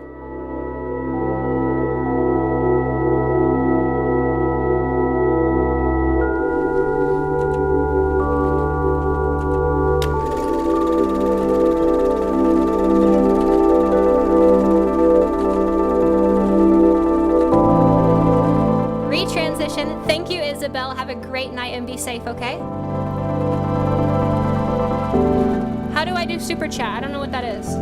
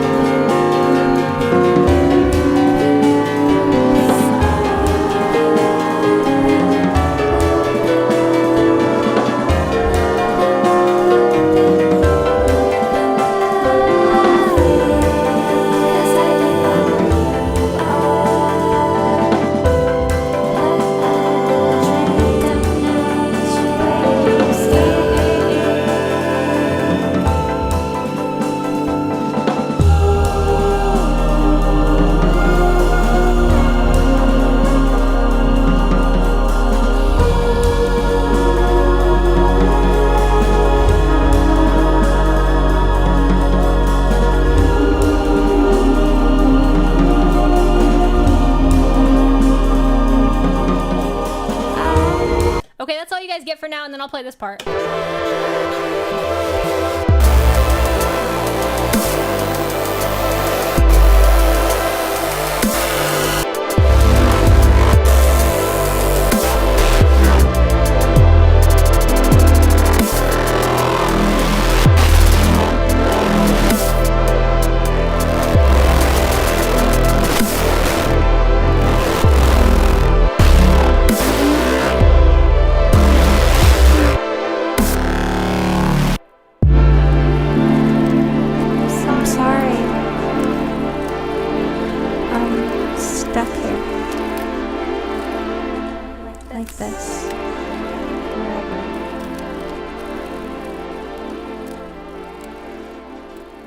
Okay, there you go. There's a taste of my new piece. It's called Sondra. It's like it's 24 minutes. It's a gigantic microtonal epic Odyssey length kind of piece. It'll be like the backbone kind of core to my 5th full length album, which will be a microtonal full length. Is it weird that my favorite part is the dense. No, it's not, Tom, because my favorite part of the entire piece is that right there at the end where I'm like, I'm sorry. I'm stuck here like this forever. It just sounds so, I know. And you know what? It actually connects, Tom. It connects to Prayer Room. It connects to Pandelia. It connects to all these other pieces that I've made. Specifically Prayer Room. Because, I mean, think about Prayer Room. Hello?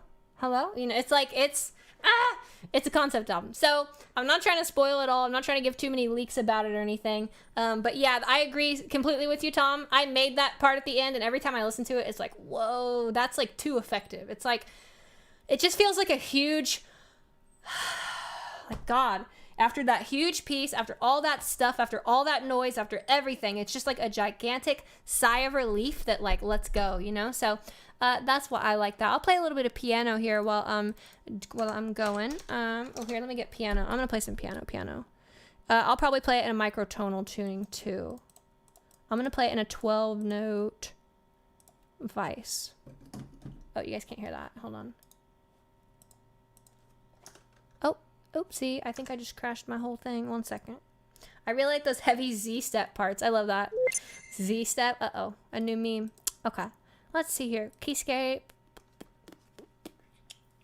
Yes, I use FL Studio. I've used FL Studio for, God, I think since like 2005, 2004. About 14, 15, 16 years-ish, around that area. Let's see here. I probably will never change. I really like FL quite a lot. I've never felt limited. Gotta go, but I'm so glad you caught the stream. It's been really fun and informative. Plus, you're loving your music. Thanks so much, Rapid. It's great to have you here. Now you really want to make microtonal music? Do it. A lot of people think that Oh, sorry, Alias. No. Sorry. One of my friends is here. Tom. Tom's a great microtonalist as well.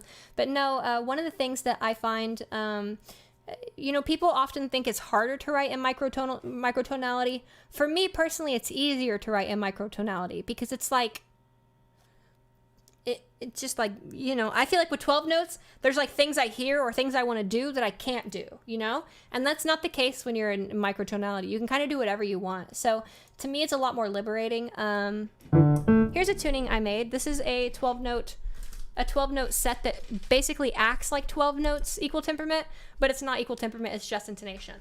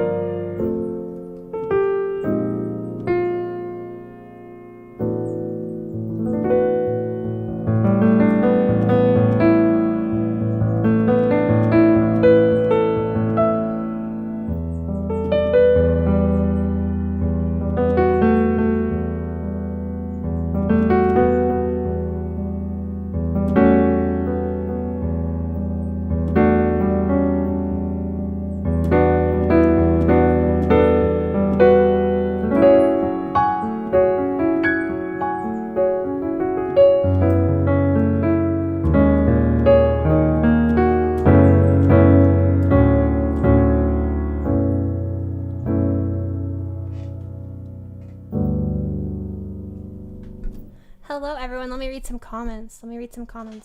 Okay. Let's see. Z, I've never played an instrument, but I want to. Okay, hold on. Let me go all up to where I first started comments. Okay. Whew, no one ever makes it work. Okay, well, okay. I feel like mastering 12 tones. Yeah, I mean, I think that's good. Here's the thing, though. 12 tones is not inherently easier or inherently better, or it doesn't offer you anything special. It gives you more symmetry. That's all 12 notes gives you, is good symmetry. It gives you 3-way, 4-way, 2-way, and 6-way symmetry. That's all it gives you. But it doesn't actually give you anything that makes it easier to learn music. In my opinion, it would be easier for people to learn music on 31 notes. Honestly, I think it would be easier to learn music and teach music to beginners on 31 notes, because you can actually hear harmonic series chords much closer. You can at least have a 4, 5, 6, 7. Like, how are you going to teach somebody the real fundamentals of music without a legitimate 4, 5, 6, 7? Like 12 note equal temperament, it doesn't even have a 4, 5, 6, 7. So like, how can you even, you know, like the fundamental building block of sound is like the harmonic behavior of our universe, essentially. I hope my tummy gets better. Thank you. I appreciate that. And it's just like how can you teach that if you don't have a 4, 5, 6? What's your favorite instrument? Probably the voice. Yeah, probably the voice. Or there's also more out there teaching that. 12 notes don't just give you symmetry. Yeah, I mean, there's more skills to give you symmetry too, but I mean, I've spent years and years and years in 12 notes equal temperament. I taught music theory. I taught the traditional. I went, you know, I've done the traditional music theory thing, and it's great. It's lovely. But there's nothing special about 12 notes, really. It gives you a pith 7, basically. It gives you a good fifth. It sacrifices your third so that like beginners have trouble understanding how major thirds work. Have you ever noticed why how it's harder to make major chords sound good in your music than minor chords? It's because the major third is so out of tune, you know? Like, imagine if you take if I go to 12 tone equal temperament and I just play this. Listen. Ooh, ooh, ooh, alert. It's like so noisy like that. Versus something more like this. We need beginners to hear the harmonic series when they start making music. We need beginners to understand the unison. We need beginners to understand the second harmonic, the third harmonic, the fifth, the sixth, and the seventh, and the eighth. At the very minimum, we need, well, here's the thing. Even when you're composing in 12 tone, though, the behaviors of these harmonic systems are what make 12 tones work the way they do. So like, you're learning 12 tones, you're really learning a generalized down projection, an approximation of things that are actually more pure that are out there in the world. So if you learn the harmonic series and you learn the purer things first, it means that you can apply it to any other tuning system. So even if I'm in a different tuning system that has nothing to do with 12 notes or 35 notes or whatever, you can pick any number of notes. But if you start to become aware and acquainted with the way that the harmonic behavior works, then you'll be able to navigate around all these different systems, because they're all fundamentally basically quoting and approximating from that fundamental series, you know? Let's see here. No one ever makes it work. I feel like I'm mastering 12 tones. Yeah, that's a good idea. It's awesome to have freedom with yourself, with voice, vocals, instruments. Totally agree. I feel music as a nervous kind of energy. I do a lot of energy work, dubstep. This is sending me all the way to Andromeda. Welcome to Andromeda. Good starting instrument, Valerie. Piano. I think that people should just start, if people are trying to pick up an instrument for the first time, just start on piano. It's going to make your life a lot easier, because then you're going to be able to play all the other instruments, and you're going to be able to linearly visualize harmony and pitch. It makes it much easier. Just passing by. Thank you, Kurokama, or Kurokuma. Don't look like it that. Learn 12-tone interval theory and chord construction. Yeah, it's right. I mean, I'm not saying 12-tone theory is trash. Like, I taught 12-tone theory and learned 12-tone theory for years, and it has a lot of amazing things, and I still think in those kinds of models. But those kinds of models are basically like a certain color, you know? And I can think the same way that I do in 12-tone, but I can think it in different systems that give me more options or better ideas or different things, you know? It is much more about color. I really like this piece. I'm glad you liked it. Wow, that was from a while ago. I must be pretty far behind on comments. I'm really sorry. Drums are valid to start too. Yes, I agree. Can't say 'cause if I was, I'd probably be beat, but whatever. I hear is beautiful. Thank you so much. I'm glad you enjoy my videos. The song reminds me of my father. I'm sorry to hear that. My thoughts go out to you. Other girls will call you baby. Musicians will call you B flat 7. Yeah, that's right. B flat 7. I got you.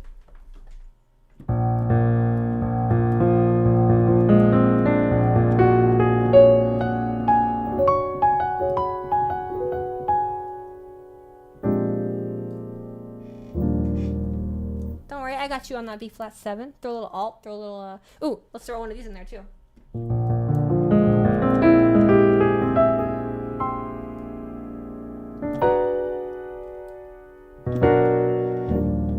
Okay, enough B flat 7. Okay, let's see here.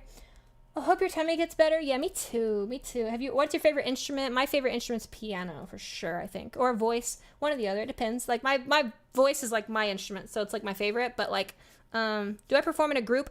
I used to perform in a group and I used to tour. I'm done performing live for the most part, unless like, you know, I don't know. Unless it's right.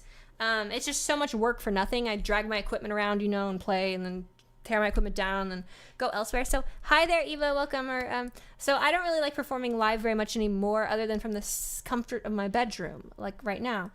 This is the plight of the eternal tuning guitar. Yes, I totally agree, but there are guitar solutions for microtonality. Tom in chat, the person that's been posting some of the microtonal stuff I've been referencing, they're actually about to build like a crazy microtonal guitar that's like a, what is it, Tom? It's like every other subset. It's like a 19, you're doing a 19 note subset of 43, or no, of, what is it, 52? What are you subsetting out of? I can't even remember. So it's like a 19 tone guitar that's actually tuned in subset 19 subset of 31. Okay, so you ended up going with the 31 EDO subset. I got you. 19 tone subset of 31. That's cool. Let's see here. I always started with the violin and always had a hard time reading music on piano for that. Yeah, isn't that awful, Alyssa? Tell me if you think this has why, Alyssa. Do you think that your learning violin made it so you're more nuanced with intonation, and then when you would go to try to play the piano and you'd read the music, you'd think like, oh, the major third, and it ends up being like way sharper on the piano, so you feel like you're like playing the wrong notes? That's how it is when I play 12 notes now. Like when I play 12 notes, sometimes I like get a melody in my head and then I like try to like improvise it, and it's like, what? That's not it at all. You know, it's only like 10 cents off or 20 cents off, but it's like the colors shift on me. Let's see. I get misgendered a lot more in Vietnamese than English. Is there a matter of speaking? Isn't Vietnamese more of an intonated language? I would wager that if you feel like you pass quite well in English, but you get misgendered in Vietnamese, there are things about your tonality that you need to improve, you know? That's something that I wouldn't be able to help you with, because that's like a culturally sensitive thing that requires an in-group focus and an in-group perspective on what we call an emic perspective. So there's an edic whenever you're studying musicology, or whenever you're studying cultures or whatever, sociology, or not sociology, what's it called where you study humans? I can't remember, but ethnomusicology. So in ethnomusicology, you basically have like two branches of thinking, an edic perspective and an emic perspective. Edic is the outsider's perspective. So like when I try anthropology, oh yeah, there we go, musicology, anthropology. Thank you very much. Yeah, so like in anthropology, if you study the culture from the outside, you're an edic observer. And there is a 100% limitation on what edic perspectives can offer and emic perspectives offer. So what that's probably comes to me as, Alyssa, if you pass really well in English, but you're not passing very well in Vietnamese, there's something in the emic culture there that I wouldn't be able to, I mean, I could probably listen to it and tell you what it is, but like in terms of, I could probably help you feminize it still, but I'm sure there's like nuance there that's like, you know, I wouldn't be like super aware of, but I could probably hear it still. Edic, emic, E-T-I-C, E-M-I-C. Pretty basic concept for studying anthropology. Let's see here. Is it a burden to be able to notice the imperfection of 12 EDO? Yes and no. At first it wasn't, but now that I'm becoming way more aware of it, it kind of is. Yeah, actually. There's just, when I play in 12 EDO, do you use VST plugins or hardware sense? Both. Mostly VSTs because they can be micro-tuned. This can be micro-tuned too, but it's a lot trickier and it takes a bunch of effort. Also this can be micro-tuned too, but it's a bit more work. So yeah, what was that question? Is it a burden to be able to notice the imperfection of 12 EDO? It wasn't at first, but then it became a big burden. My thing is now, whenever I want to play in 12 tone equal temperament, like right now I've got this played. This is in 12 EDO.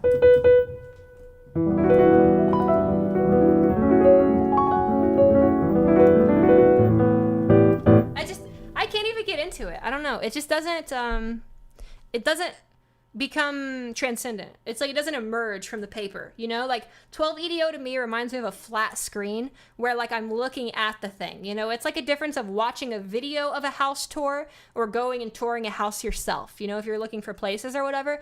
Like the video tour, like you can see it, you understand what it is, you can get an idea of it. But like there's like this emergent thing that happens when you actually go in person and you visit the space or whatever.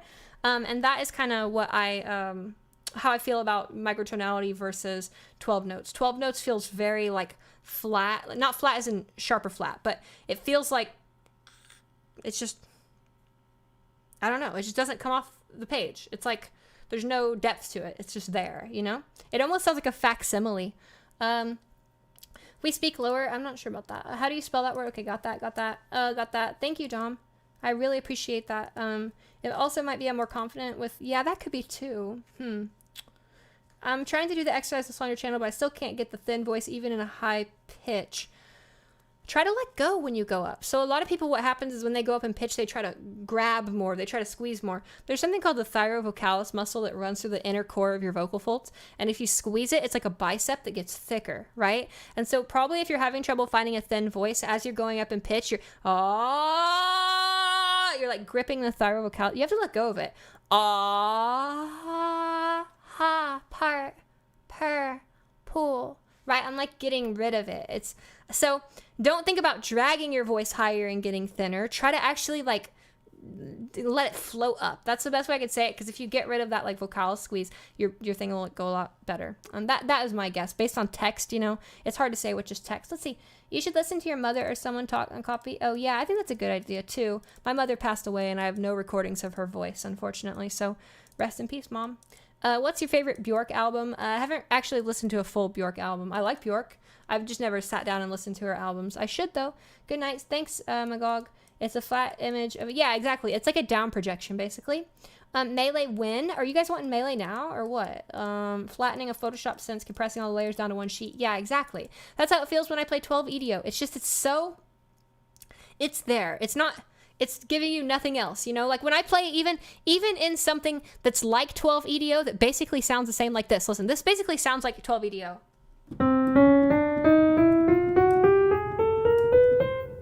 Even that's already starting to get emergent stuff. Did you hear the harmonics? Like even the chromatic scale sounds like kind of like that, you know?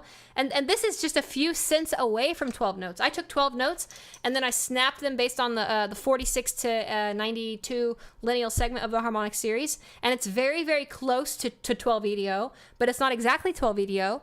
And the small changes of it cause it to like...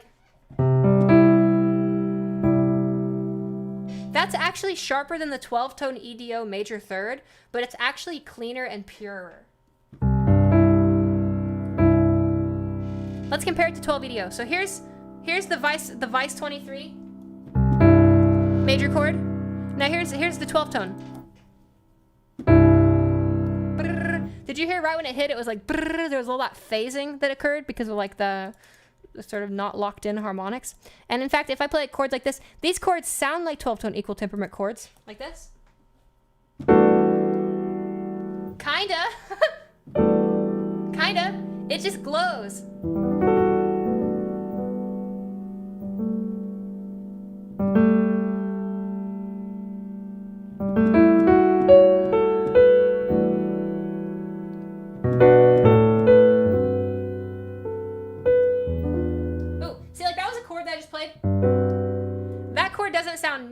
Good in 12 tone equal temperament. That chord in 12 tone equal temperament, I hate when my fingers play it. Like, in fact, right when I played that chord, I was like, oh no, it's gonna sound like crap. And it actually sounded really good because it's like just a better tuning.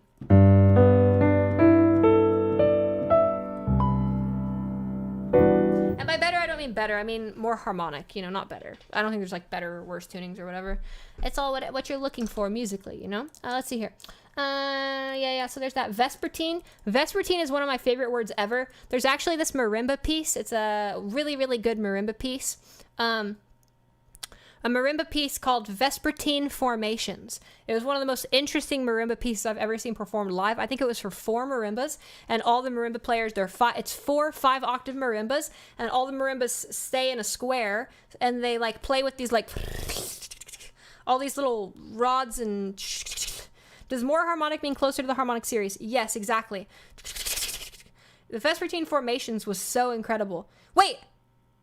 Christopher Dean's your dad and he composed that? Wait, I'm talking about your dad's piece that I saw performed in concert that I like a lot and I remember it? Wait, are you serious, Oceanity?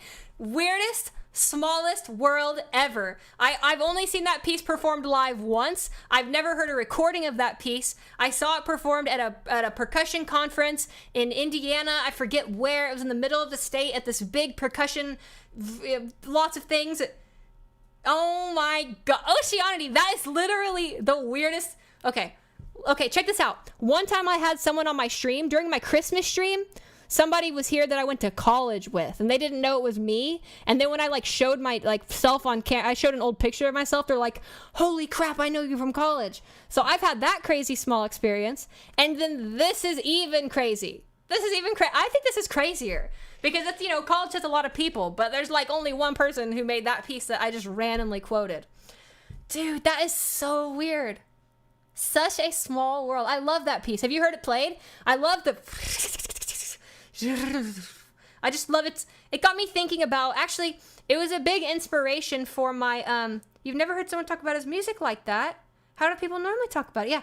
So it was very animated to me, and it was great performers who brought it to life. But it inspired me. Actually, there's a piece on my album, my third full-length album, Icosahedron from 2016. There's a piece on there called Matryoshka, which is just basically these long swells. There's 3 long swells in the whole piece. They're 2-minute long swells and stuff like that. And that piece is what inspired me, because I realized, I was like, well, dang. If there can be a marimba piece where they just basically, swell with those things and stuff, why can't I just make a piece where I swell? So it kind of gave me the courage to make a piece like that. That is so weird. I need a good recording of that. If he's got a good recording of it, I'd love to hear it again. It's been years. Anyways, that is just wild. Poggers. Yes, agreed. Super hyper mega turbo poggies. Is there a rip of this song? I'm not sure. I don't have it. I've never seen a recording of it. I've tried looking for it on YouTube, and the versions I've seen are kids that are kind of playing it that aren't that good. But the first time I heard it, it was a really professional, top level ensemble. They destroyed it. It sounded incredibly good. So, there we go. Yeah, they sounded amazing when they played it. It was so good. Did you come out after college? Yes, I did come out after college. I basically graduated, and then 2 or 3 months after I graduated, I came out. So it was one of those things I was kind of holding on to in college. I sort of knew, but kind of wasn't sure. And then when I got out of college, I was like, okay, well, for the rest of my life, it's just me. So how do I be comfortable with myself? And that's kind of why I transitioned. Gosh, I started practice. There was a question that was really good that I missed. There was a voice question that was super good that I missed that I wanted to get to, but that question, that amazing happenstance just stood out, and I can't find the question. So you're cool. Zia, it's whatever. It's not my real name. It's my online handle. It's you always say essential stuff about changing your voice, but you never understand it anyway. All right, Sam, I'll try to make it as simple as possible for you. When you try to change your voice, you're trying to do 2 things. Soften up your voice and make it sound brighter.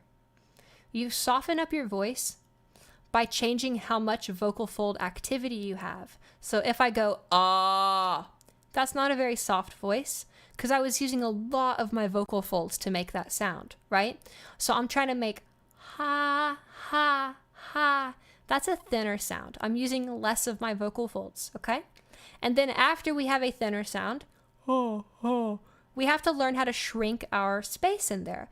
And we do that simply through mimicry or with different exercises with proprioception. There's a lot of different models. And here's the thing, it's hard to teach people through this platform because I like to teach people based on their unique challenges or their unique strengths and skills. So the approach that's going to work for you is going to be different than an approach that works for somebody else. Basically, though, we need to thin out our voice. Okay, so now my voice is thinner, but I haven't done the resonance part. And so what I'm going to try and do is I'm just going to try and change the resonance. And now I'm thin and I've got a brighter voice, right? So that's probably the simplest way to describe it. You're looking for a very soft and comfortable, light voice, and then you're simply trying to change the size of your throat so that it sounds so this is a big throat. This is a very thin voice and a very big throat. And then I'm just going to, I just changed the size of my throat back there and the size of my space back there. And I kept the thinness the same, okay? Those are the 2 fundamental things that you're trying to change about voice feminization. Is it, yeah, of course it's possible. Yeah, actually, Gino, you can just check out, I made a video a week ago 25 different voices. There's raspy voices in there. There's butch voices. I actually do a smoker voice in there, a female smoker voice. Did you know as a kid, I knew that I wanted to be a girl as a kid. I just didn't know that was like a thing you could like do. You know what I mean? It was like one of those things that was like, I knew, but I didn't know you could do it. It was like one of those things that I was like, yeah, I would do this if it were possible. I would like pray to God, like, hey God, can you turn me into a girl? Blah, blah, blah, blah. But of course nothing happened. And then I was very frustrated. Then I just kind of lived with it. And then, yeah. So I knew as a kid, but I didn't like fully know, you know, because it was a no. That's why I didn't know. Let's see here. I want to say thank you. I want to say thank you. I'm 16 and on hormones for nearly a year, and your vids have helped so much. May, that honestly means so much. I'm so thankful to be able to help everybody in this process. Specifically, it's really, really touching to be able to help minors, because I know, like, you know, you guys are in the thick of the, like, socialized learning where you're, like, surrounded by, like, classmates. Well, not anymore because COVID, but, like, it really means a lot, and I'm really glad that I can affect your life in such a positive way so early. It's your hacker name. My hacker name is Glitch. Well, I don't have a hacker name because I'm not a hacker, but it would be Glitch. Haha. Okay, let's see here. I'm a BB trans, and my YouTube name is Zara. Should I wait until I go on T blockers? No, you should start voice right away. Really, hormones don't change much. I will say that when I started hormones, it was much easier for me to change my voice, simply because it was like I was more comfortable with my body. I didn't feel like every day I was masculinizing more. So the moment I got on hormones, it made it a lot easier to practice more often and more frequently. I've started to practice to feminize my voice even at a low starting point. It is the truth I would lose the tonality if I get to higher tones in the range? No, Zen. You don't have to lose the sort of contour, the pitch behaviors, or the sort of dynamic quality that your voice has when you raise your larynx. That doesn't have to happen. And it's also true that we don't need to go higher. Like, a lot of people get really lost in the pitch thing. You don't really have to like be that higher. Like, this is okay, wait, so this is like 130 hertz or 145-ish or 150-ish or whatever. Like, you don't really need to have like a lot of that like girly tonality in order to sound female, you know? There's a huge variety of different voices out there that exist in the world. There are so many different voices, and whatever one is most comfortable for you, then you know, that's what's most comfortable for you. Let's see. I started to practice. Okay, is it possible to do a raspy voice? Yeah, I just did one. Let's see here. Guys, try that, but it didn't sound anything noticeable. Yes. Oh my God, I prayed when I was younger as well. Yeah, that's true. That's kind of why I like strayed away from organized religion, because I would like spend all this time trying to pray to God to like turn me into a girl, and then nothing happened, and I was like, huh, well, clearly there is no God. That's kind of what I deduced as a child, and now I see that I was wrong. Sound is sound is not my God, you know, because but it's this natural force that I'm compelled to come closer to and to be a conduit for and connect deeper to. So sound is kind of my spirituality. And, you know, I will say it has helped me a lot in my life having a real true sense of spirituality. I totally understand why people love religion, because it actually makes things so much easier. It makes the day-to-day existence so much easier and painless to have something that you're like putting more of yourself into. And yeah, the voice and sound and stuff is that for me. So let's see here. I knew at puberty, it just hit me all of a sudden. I knew before puberty, and then after puberty, I ignored it because I didn't really have the strongest puberty. When I first had my testosterone checked by my endocrinologist in 2015, it came back at 230 ng/dL of testosterone. So like I barely had any testosterone, like legitimately. So I didn't really masculinize as much as I would have as a teenager. And that's one of the reasons why, like, I delayed my transition as long as I did, I think, because I was like a femboy, you know? I was like a femboy for most of my life. It wasn't until I hit 19 and 20 that I really start to masculinize. And I was like, holy crap, this is the nastiest, worst thing. And when I say nasty, that's not a hate to the masculine men out here, you know? I love masculinity. Masculinity is really nice. But just for me and my body, masculinity on my body was gross to me. But yeah, so no shame to those trans masks out there or the GNC people who want masculinity. I think there's a weird culture of trans femmes like hating on testosterone and hating on masculinity, and I think that sometimes it's kind of toxic. I think that we can hate what masculinity and testosterone did to us without necessarily like implying or like shaming others who might enjoy that for themselves, you know? And that's something I'm trying to be more sensitive of, because I really wasn't sensitive to that for a long time. Like when I first started my transition. But now that I've just kind of experienced more, it's kind of like, yeah, there's that negativity that comes from that implication. So I try to avoid that. Let's see. There's so many questions. I'm trying to get to everything. Okay. I'm 16 and you're helping a lot. It's really hard to find good content like yours for free. Thank you, Amanda. You can thank everybody that supports me on Patreon. You know, that's why I'm able to make the content at the quality level that I do, because I'm backed by an incredible community of people who support me day in and day out. And I don't just mean financially support. I mean emotionally support me. Like my supporters have my back. If I'm injured, if I'm sick, if I've got a disease, if I'm depressed, like, I have a big group of people in my corner, and so it's not just me that's doing this content, it's the community. This is a community channel for the community, powered and supported by the community for our community. And yes, I'm sort of the mouthpiece and the spokesperson, but it's definitely more of that. Let me go ahead here and also just plug my Patreon. That's what I have to do, right? Just like if I was on Twitch, I'd be mentioning subs or whatever. So I'll just go ahead and share my Patreon here. If you'd like to support my content in any way, I think even $1 gets you access to like voice stuff on there, videos and education, previous workshops and streams and stuff. So anything helps, anything supports. Let's see. Now I'll quit selling out. Let me get back to questions. No, I'm just kidding. I hope to get your question answered. What's your question? Hold on. I'll answer the question. I don't see it though. What was the question that you want me to answer? Okay, if you asked a question in the last 5 minutes and I missed it, ask it again. I'll answer it now, because I can't scroll up anymore. There's too many comments. Yeah, I see that a lot. It's sad to see so much testosterone toxicity. Yeah, I agree.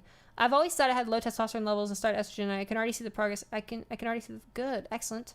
I haven't started estrogen, but I can already see the progress with the changes I'm making. Good stuff, Sarah. I love that. Injectable E monotherapy. I just switched to Dr. Powers as my doctor. I taught Dr. Powers voice feminization, and as an exchange, a service exchange, Dr. Powers is going to take care of my hormones. So I'm going to switch to the Powers stuff, and we're gonna body hack me and make me as hyper feminine as humanly possible, which is what I'm after. Let's see. I'll pop $1 later. Thanks, Yumutsu. No problem. I was kind of a femboy too, but it wasn't accepted. Yeah, same here. Like, I was like really femboy, but I like got as close as I could to femboyism without getting bullied. Cause like, when even just a decade ago, the culture was so much more toxic for gender nonconforming males. It was so toxic, and it's becoming a lot less toxic like that. Can we shout out Nick Wellington? Shout outs to Nick Wellington, Kelly, and Savvy. Yes, absolutely. I give shout outs to them all the time. Actually, I'm gonna leak it. Nick and I are gonna start working together.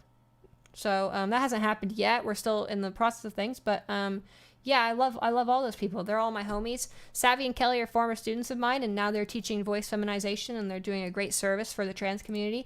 Nick and Wellington, I've known them both for 3 years or so. They are incredible people. Nick is awesome because they have such an incredible perspective on voice in a very holistic and applicable way. They have a certain knack for patience, I would say. And I would say that they are very good at helping people build their basic skills up. Wellington, they also have their strengths, and they're incredibly sensitive and patient with their students. I think they're awesome. I think both of those individuals are wonderful. Kelly and Savvy are both doing wonderful things as well and have their own servers and spaces to help people with voice. So yep, shout outs to the squad. I've been rolling with that squad and talking about voice feminization for a really long time. Let's see. I found your channel recently after one of my worst experiences with dysphoria recently. I look forward to using your videos to help myself sound more like a girl. Good. I look forward to it too, and I hope you the absolute best in that. $1 for so much value.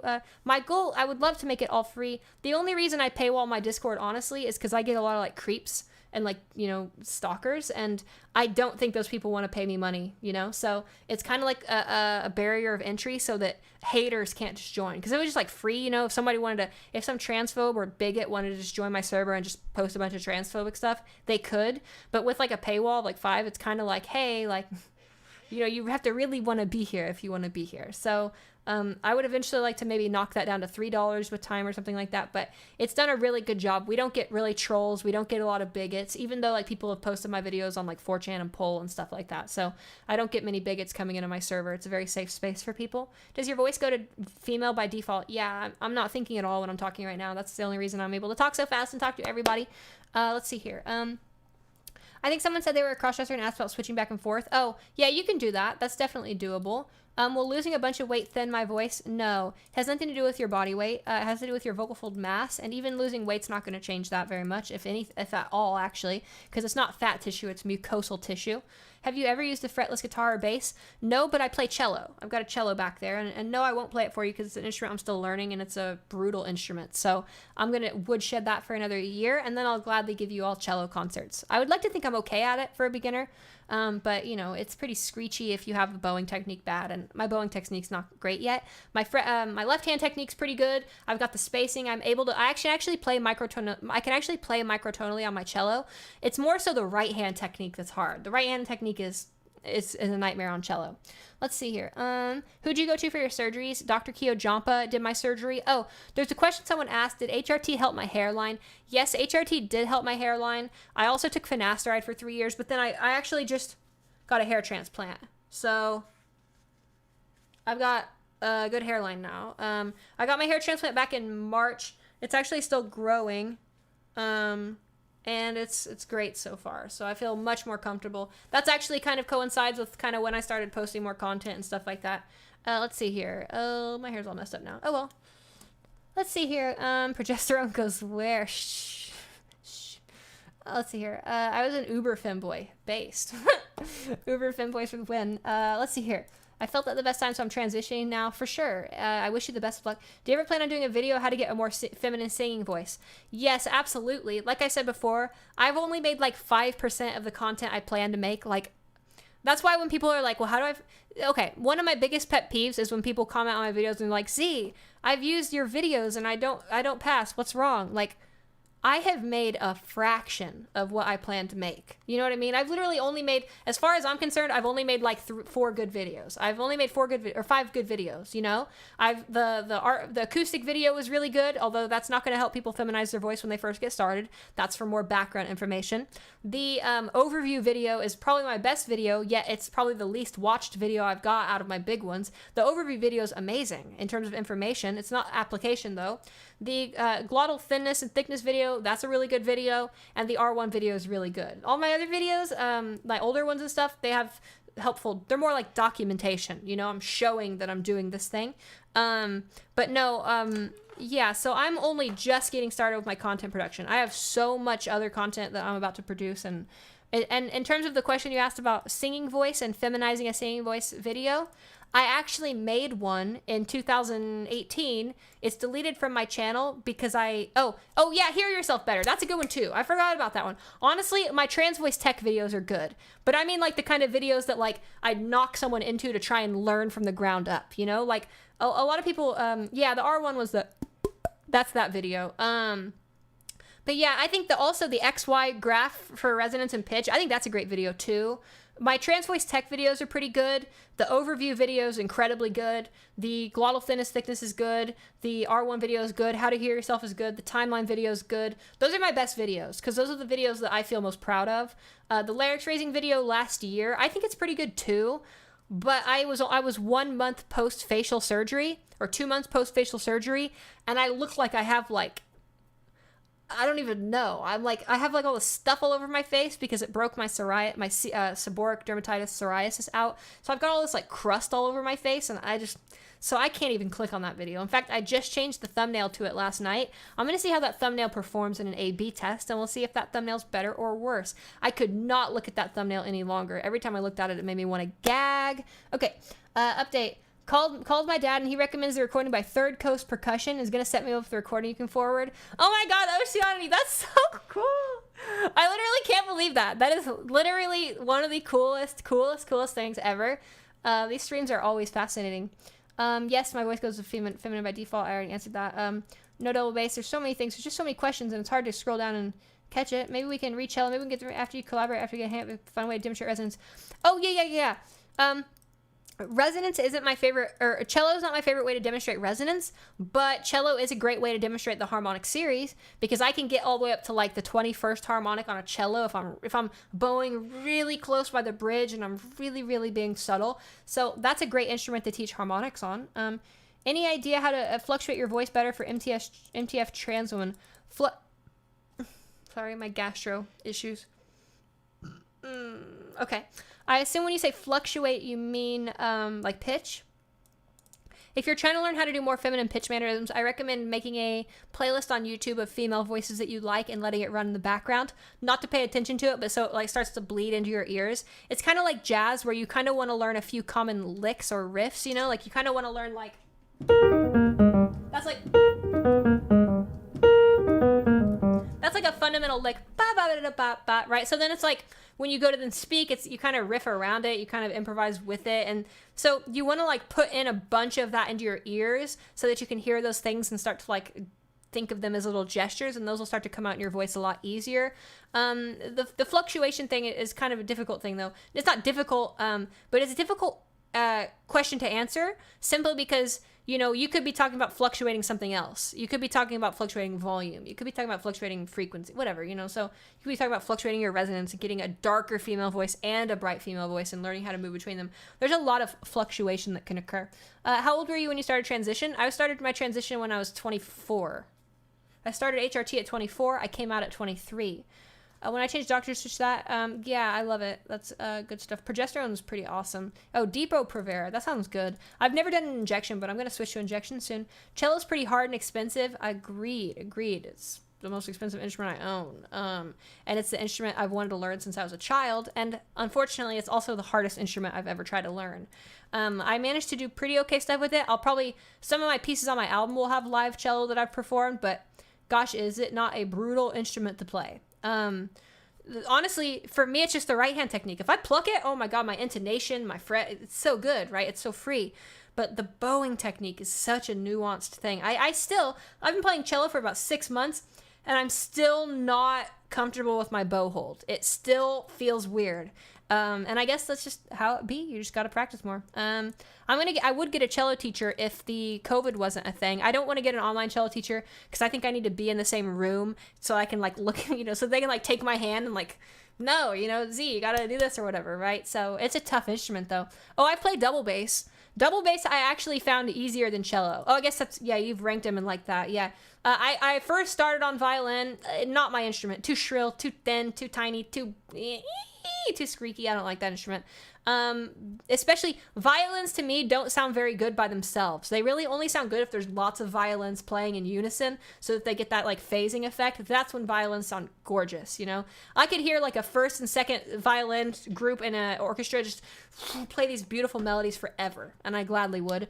Viola, that's the other instrument I'll probably learn eventually. I've played double bass and cello and violin. Double bass is so fun. I have a double bass back home, but I have no idea how to bring it to where I live now, you know? It's like, how do you move a double bass across the country? Probably just buy a new one. Okay, let's see. But I'm not going to do that for a while. Let's see. When I was closeted, I looked like a pavement. Pavement's the best. Your Arwen video is so helpful. Gosh, yes, lovely younger sister. I'm so far behind on questions. Did HRT have a big impact on your productivity? Yeah, I think my productivity went down initially on HRT and then way up. I feel like when I first transitioned and started HRT, I was kind of lost in the, oh my gosh, it's happening. I'm transitioning, you know? And now it's like, whatever, you know? Let's see here. Can't wait to check out your Patreon videos because I binge all the ones on here. I'm about to upload a new Patreon video tonight. It's like an hour and a half, 2 hour long vocal skills building workshop that goes over a lot of more nuanced glottal behavior, like the false hold stuff that everybody has struggled with. That's going to be a video I'm coming out with publicly soon. But there'll be a good thing there for you on the Patreon. Let's see. I rewatched Overview and got a whole lot out of it. Yeah. I mean, I think the Overview is like the unsung hero of my channel. It's got like less views than my last like 4 or 5 videos. Or no, it's got less views than like my last 3. But it's like really good. Hi, do you have any advice? Okay, I already read that. And I talked about that before. Gosh, could you get the filters in the larynx to make the space smaller? You mean like physiologically change the geometry of the vocal tract? Yeah, they do that. I believe there's a Dr. James Thomas in Oregon who does pharyngeal plication, which is basically where you take a sort of where you squeeze the pharynx with an external device, basically. And that can change resonance a little bit, but the thing is, we want a proportional shrink down of space. So we're looking for a unified shrink down of space. We're not just trying to go like that and shrink the throat. We're really trying to shrink everything and just create a uniformly smaller container. And so that 3-dimensional reduction of space is what we're ultimately after. And that can be really difficult for people to do physical surgeries. That's why the physical surgeries are kind of not that good. It takes about 6 to 8 months to really start developing a passing voice. Sorry you're asking questions. I probably got plenty of other times. I'm relatively new. It's not like that. It's linear. I've had students come into my lessons and get a passing voice within the first 30 minutes. I've also had students, that take multiple months to get a passing voice. So it just depends. I think that most people can develop a passing voice rather in an okay time frame. Generally speaking, I'd say 70% of people. There's always going to be a group of the population that struggles more than everyone else, though. That's just inherent in the way the normalized distribution works. We should view voice practice as a normalized distribution of how long it will take us to learn. That said though,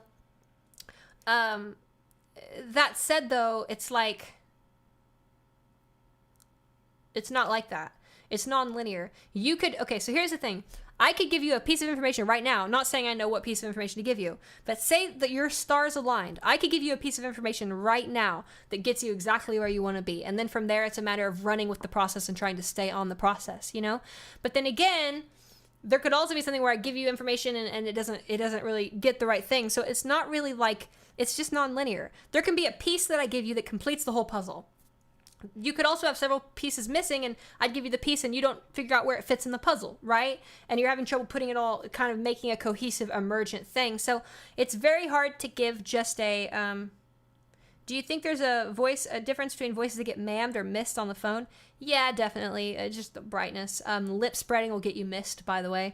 Lip darkening will get you mammed most of the time. Unless your R1 is really bright, then you'll get missed. There's a lot of things. Most of it's age-based. Let's see here. Or age-based or what's what I'm looking for?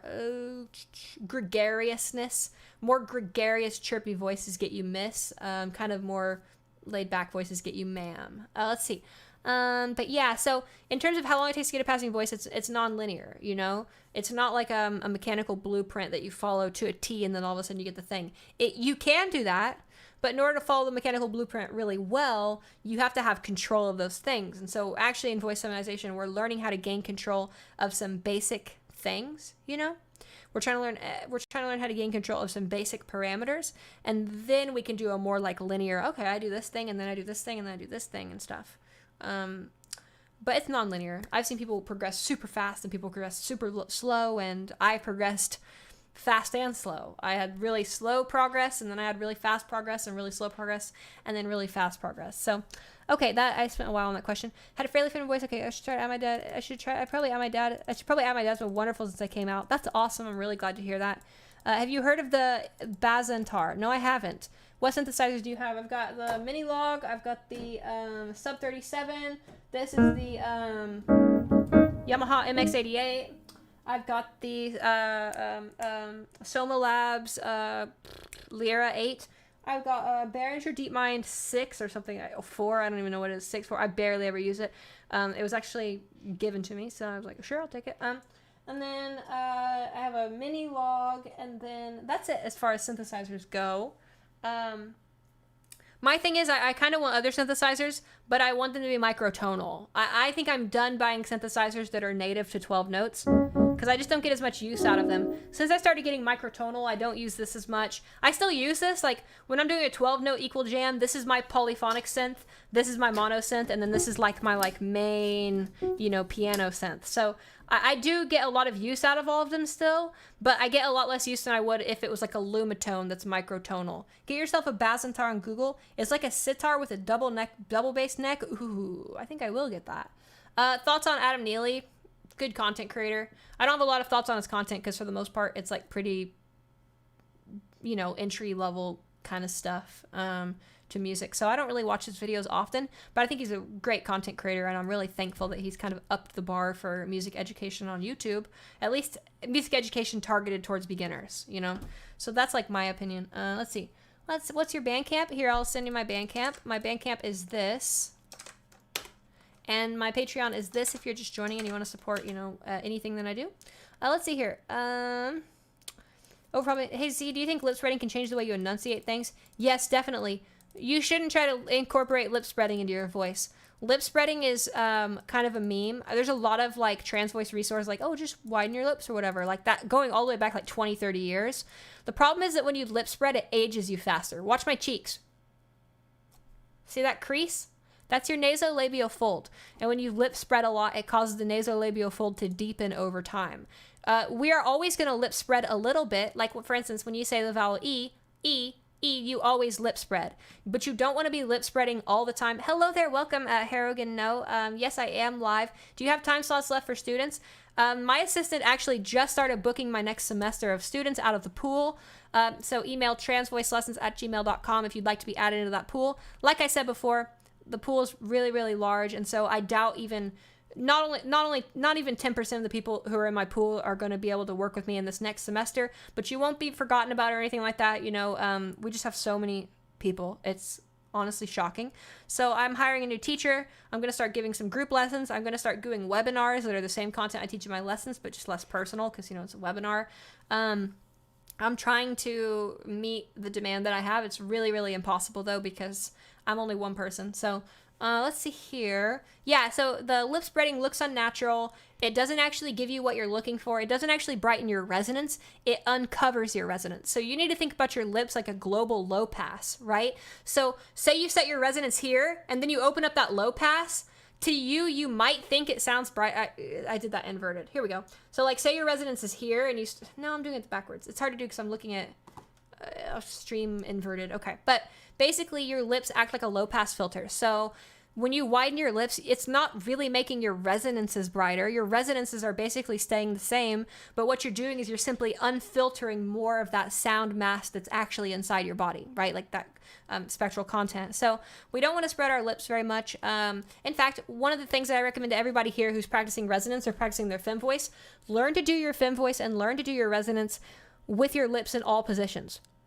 So like you really want to be able to do like dark lip shapes like this. You can still hear that I sound female and I sound passable and stuff like that even with my lips out. That's because your lips don't actually have anything to do with your passability. Your lips have to do with more of a global filter that your voice occupies, right? So like if I start to change my global filter, you'll hear I get brighter, right? But that's not what we're looking for. We're looking for the thing that's coming from R1 rather than the thing that's coming from this global filter. Good. Whew, okay. There's so many things. I'm going to skip a bunch of questions because I want to catch back up to the live. Thank you, everyone, for joining. Thank you, everyone, for the support. It really means so much, and I'm really glad that I can help everybody. Let's see. Do you watch Adam Neely videos? No, I already read that. Okay. Opinions on enslaving cat girls. I don't think I'm supposed to give that opinion in public.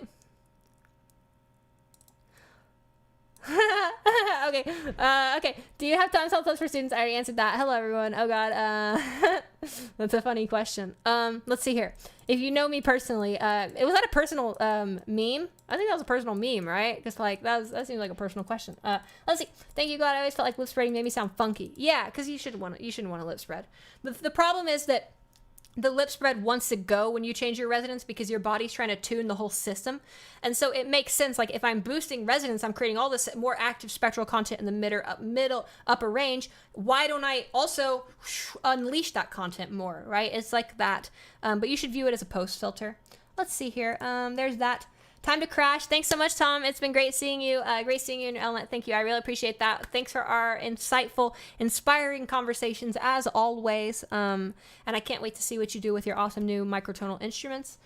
Thank you. I answered that. Right. Probably should have stayed an hour longer than I should. Oh, Heat from Fire. Thank you so much for being here. Have a great rest of your night and sleep well. Yeah, it was my goal to start this stream earlier at like noon my time so that my European friends could join us and everything. I got started a little later than I anticipated just because my gastro autoimmune issues sort of delayed my morning a little bit. So, but I'm glad to say that my stomach doesn't hurt. I'm not in pain right now. I feel really good. So, luckily I think I'm healthy right now. Okay. I think I'm all caught up in comments. We did it, folks. We did it. I'm all caught up in comments now. Let me refresh the page. I bet when I refresh the page. Oh, yeah, okay. So the comments were actually frozen. Okay, there we go. Heat from Fire. Fire says nothing. HRT. Okay, now I'm going to go get my fujara again. So it's been about 2.5 hours since I brought this out. 1 second.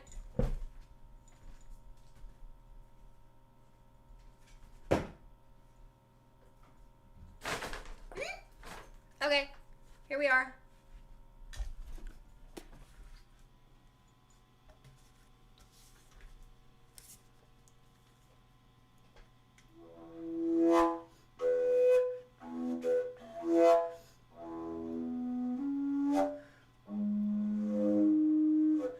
It's so interesting how you can...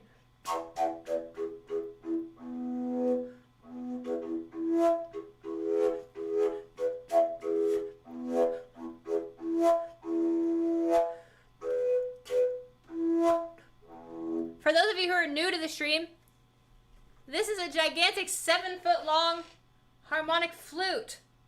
It basically is the size of my ceiling, and in order to play it, I have to, I can't stand and play it at the same time in my room. I have to be sitting to play this, or I have to go outside to play it. But it is an incredible, incredible, beautiful... You can't PogChamp in YouTube. Thank you! PogChamps in chat! Post the PogChamps in chat! Do it!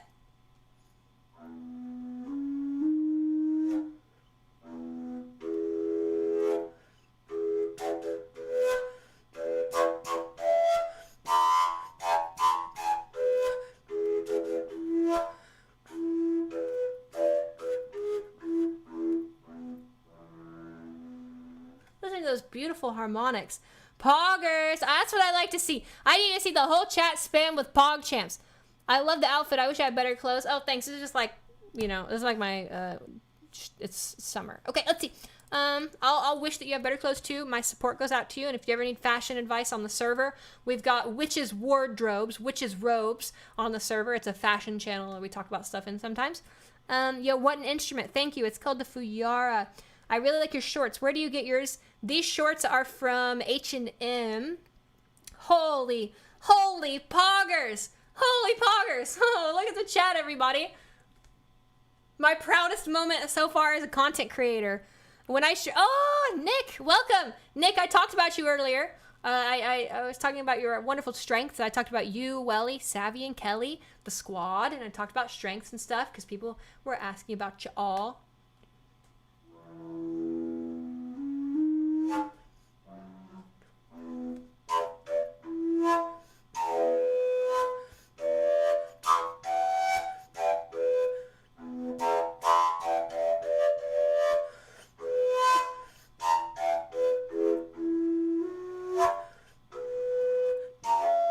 Ooh, that's hard. Ooh, that's fun. Pog, talking crap about you? You betcha, Nick. Always, always, always, always. It's Dom. How do you spell fujara? It's spelled with a J. You got it really close, Dom. It's just this instead. Your community is the coolest. I completely agree. That's why I was surprised, dude. We had 2 trolls today. Trolls can get out. You know what I'm saying? Like, my community is so positive. My community is full of incredibly awesome people. It has nothing to do with me. It's just, there's amazing people in this chat right now. And to bring that negative energy in here is just so, you know, get that out of here. So, let me see here. Yeah, I'll bring the spectrogram up for you again. Hold on 1 second. There's that. Let me get that there. Ooh.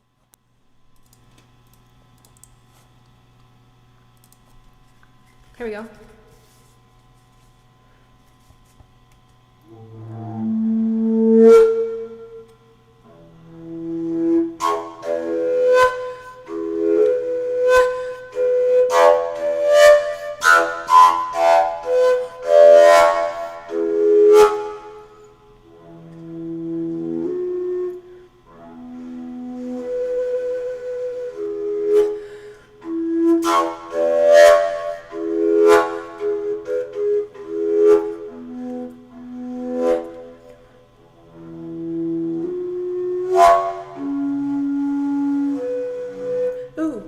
Ooh, hold on. Ooh, drop something. 1 second. Ooh, 1 second. Let me bring this.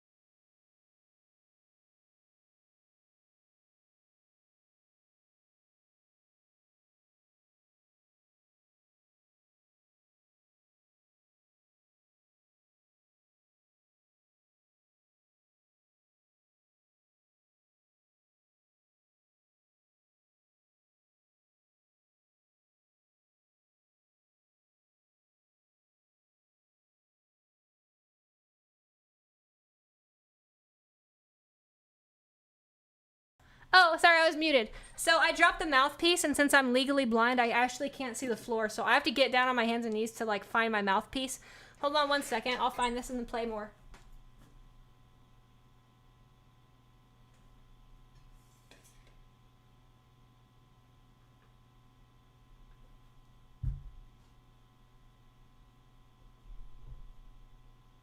Ah, I can't see anything.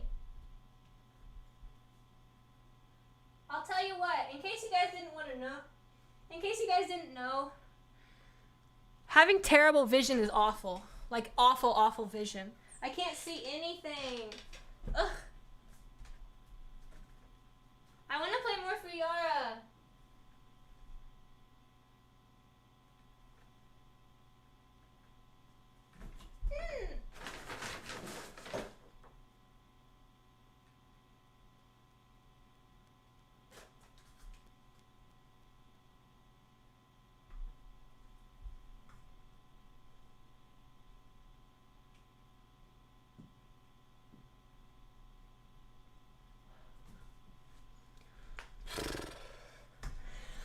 I'll have to wait until I can...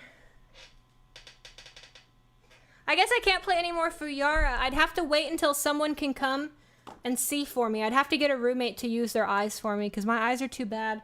It's a mouthpiece this big, I can't even find it on the floor. That's how bad my eyes are. God.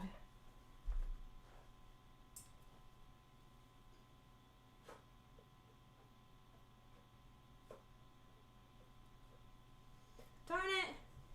I was having so much fun too.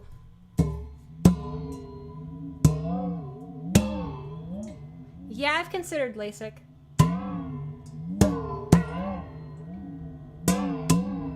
Let's see what this looks like on a spectrogram.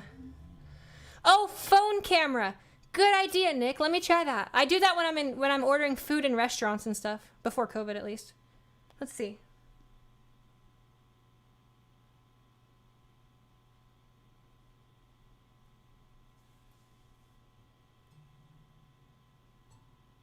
Do you know how pathetic it is being a living organism that has to rely on their camera to see things?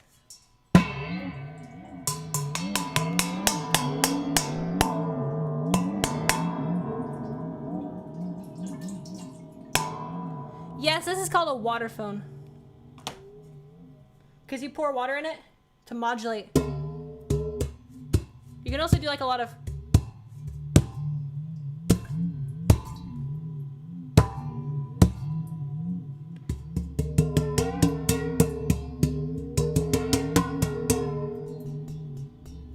And you hit it with your phone, you bet.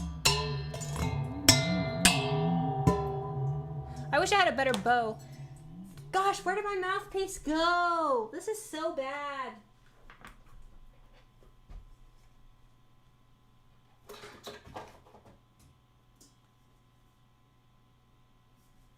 I was genuinely having so much fun playing it for you all. It was such a good thing. Aww. I just don't have the eyes to find it. I'm sorry. I don't have good enough eyes. Ugh.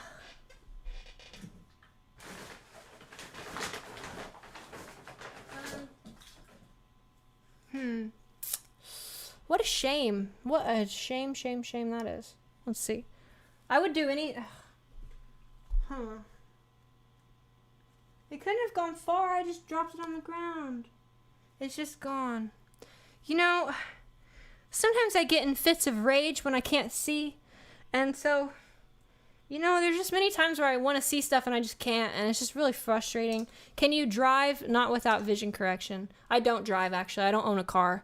I have no interest in owning a car. Although I'm going to be buying one soonish because I'm moving soonish. And in order to do that, I kind of need a car. So I hate driving. I can't see anything. But maybe that's why my ears are so good. Let's see. Legally blind. Yeah. I'm like right next to legal blindness. Technically, the last time I went to an eye doctor, they said I was legally blind. But then I looked at my prescription against what they told me, and it didn't look like I was... I don't know. It's weird. I've gotten mixed information. One eye doctor told me I was, and another eye doctor told me I wasn't. So I'm not really sure. But I'm 2240 or 2260. So that means in order for me to see something how other people with 20/20 see it, it has to be blown up like 13 times. So what you can see at basically 20, or what you can see at 260 feet, I can only see at 20 feet. That's what 20 to 60 means. So I basically am running on a negative 13 magnification with my life and my eyes. Let's see. Very motivated. Give me 3 years. Kill it. Why do you have so many amazing instruments? Do you have a jaw harp? I don't have a jaw harp, but I've got this. Hold on. I have so many amazing, unique instruments because I worship sound and I collect sounds. And that's why I do voice stuff, because it's really a collection of sounds that I can create with my own body. Do you not have contacts or glasses? Not with me right now. I lost my glasses. I really want to play fujara, though. That's what I want to do right now. Okay, so here's what I'm going to do. I'm going to go turn my fan on. Since I'm not playing music for a second, I'm going to go turn my fan on so I'm less sweaty and hot. And then I'm going to look for the fujara mouthpiece. And then I have a jaw harp somewhere in the house. It's maybe downstairs. I'd have to get it off the instrument bench. But I do have something in my room I can show you, which is called a cosmic bow. 1 second.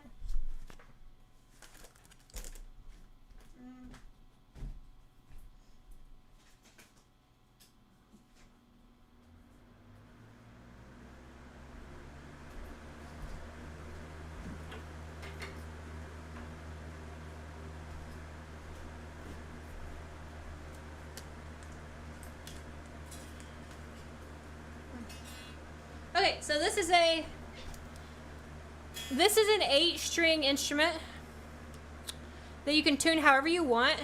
I don't have it tuned right now. But you resonate it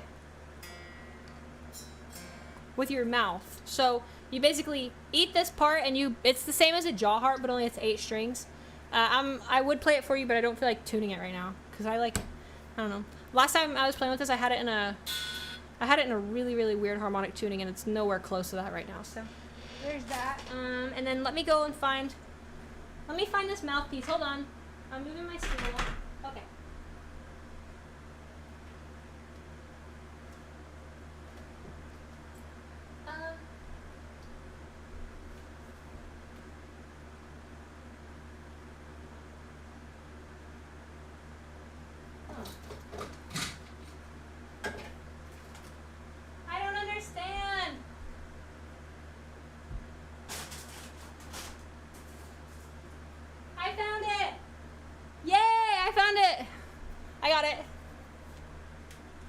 It went to the hardest place. It went for me. It went in the one place that I wouldn't be able to see. Even people with good eyes wouldn't be able to see that. So, let alone me. Now, I was about to pull up my spectrogram. Whew. Okay, I was about to pull up the spectrogram. I'm gonna sit back. Ooh, the fan's going. Oh, this is gonna be great. Oh no, I have to turn the fan back off. Let's see. So there's that. I've got the spectrogram on. 2D mode. If I move it over there. Okay. So that's good. Now let me go turn the fan off.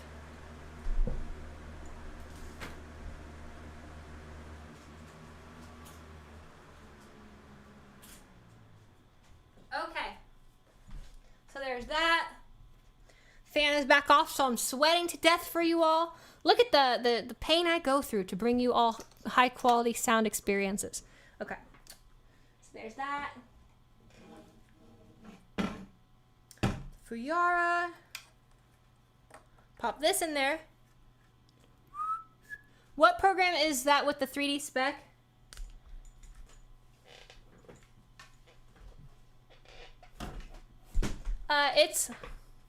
It's Isotope Ozone 5.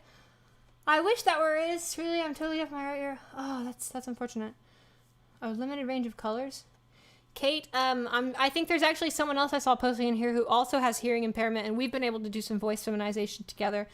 I have a perspective that we can sort of manipulate the input values, or at least teach people how to meta process their limited input values in order to create more meaningful interpretations of something. So that's definitely unfortunate, and I think that you could probably find ways to adapt and find strengths and maybe find actual benefits out of that. Really, even though it is sort of an impairment. Let's see. Let's see. So there's that. You want to stop by? Oh, Hannah, you want to stop by and thank you for helping me find your voice. I'm so glad. I'm so thankful that I was able to help you. Thank you so much for being here. 37 keys. Can it gent? Oh, what kind of mic do you use? I use a C214 AKG. It's really good. Really, I love this mic. It sounds great up close, but most of the time when I film, you know, I get videos sometimes like, oh, your voice is so shrill. Well, that's because when I'm talking in my videos, I'm like this far away from my microphone yelling. But like when it's actually like up close or whatever, it sounds amazing. Okay, so there's that, and then here we go. So there's that. Questions. Stop by. Thank you. Meta process your limited input. Yes, exactly, Minnie. Absolutely. I think meta processing and learning how to read, because it's like if someone has vision impairment or if someone has an impairment of some sorts, they still get information. The information is just filtered. And so you can actually like work with someone to help like reverse that filter and learn to kind of understand it. Or how come you didn't come up in orange? And it's like censorship. You can't miss it because you don't know what you're missing. Oh. Let's see here. The only people I censor on this channel are trolls. If you say anything negative, you're getting censored. Unless it's like a legitimate, like I did something on stream that was like negative and like people are like, whoa, see? Then I'm not censoring anybody. But if someone comes in here and like says a bunch of like negative stuff, you're just getting muted. I don't even care. I'm not trying to play that game. Let's see. I just want to stop by. When adjusting your R1, does your larynx cramp up? No, it doesn't. Does your muscle not contract at all? Well, there's lots of muscles. They're not just there's not one muscle that raises your larynx. There's a lot of muscles. And they contract, sure, but you shouldn't feel a cramping and you shouldn't really feel like you're working hard. Okay. CSMR, hello, purr. Okay, can you guys hear me? So like this is like my ASMR kind of voice. Is this like okay for you all? Or like, do you think I like need to go up any louder? So part 1, 2, 3, 4, 5, 6, 7. Hello. So is this like what you're seeking when you do like an ASMR kind of thing? Okay, there's my ASMR for you.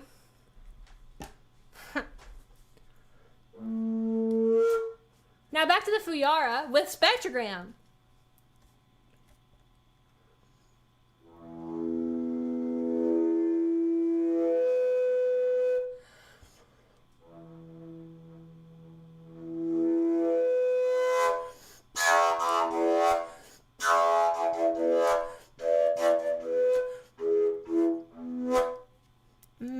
Searching for R2 exercises. The only place I've published R2 exercises are on my Patreon. Back in January, I did a workshop where I talked a lot about different R2 behaviors and some consonant stuff. I think last year I did workshops on R2 as well. I'll be making a video on those topics eventually. It's just I consider that to be a little bit more cosmetic. So I'm trying to like lay the ground floor with my content first. You know what I mean? What's the best spectrogram feminization app, Dom? It just depends. I like the one I'm using now. There's a bunch of them. They all kind of do the same thing. Let's see here. I want to stop by. Thank you for... Okay, I already read that. How do you come up in orange? It's like, okay, I already read that. See what's... Okay, I already read that. Okay, well, I already read that. Oh, yeah. When you get added, it highlights it. That's ridiculously good. You have a great ASMR voice. Thank you. You got ASMR tingles. Wow, you guys like that? You guys like ASMR? Do I need to make an ASMR video? Would you guys watch that if I made, like, ASMR... voice something? I don't even know. What would you guys want me to give you a lesson? I could give you a lesson and I'm just afraid that I don't want to make a good voice lesson in ASMR because I'm afraid that there are people who won't watch it because it's ASMR, you know? Whereas I want like the voice lessons to be as accessible as possible. But if you guys are like all down to part, so if I'm like speaking, okay, so if there's like this kind of voice like all the way here, per, pot, port, pool.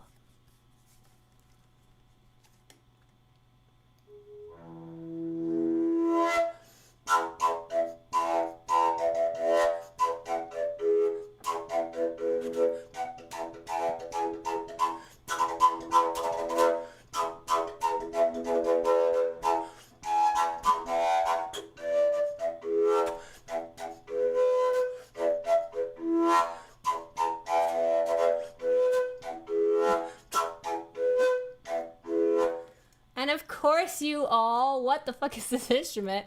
This instrument is called a fujara. I've demonstrated it a few times, but I'll just go ahead and show it for the newcomers. This is, it's a 7-foot long flute. It's bigger than my ceiling. It's about the size of my ceiling. Got me kicking my chair back to groove. Hell yeah. I love this thing. It's a purely harmonic instrument, and you know I'm all about the harmonic series, so it works for me quite well. How do I raise my ASMR 1 to feminize my voice? Well, Nick, you've came to the right place. I just want you to clench as hard as you can, like down there, right down there, and then get really quiet and try to sound cute. Congratulations. You now have the A now. Okay. I have to say that was parody, just so, like, you know, I don't have lurkers who are like, oh my god, what terrible. It's a joke. It's a meme. Okay, let's see here. Look at how many lines are there. Well, harmonics are theoretically infinite. In physical systems, they have a lot of limitations, though. So it depends. I mean, this instrument.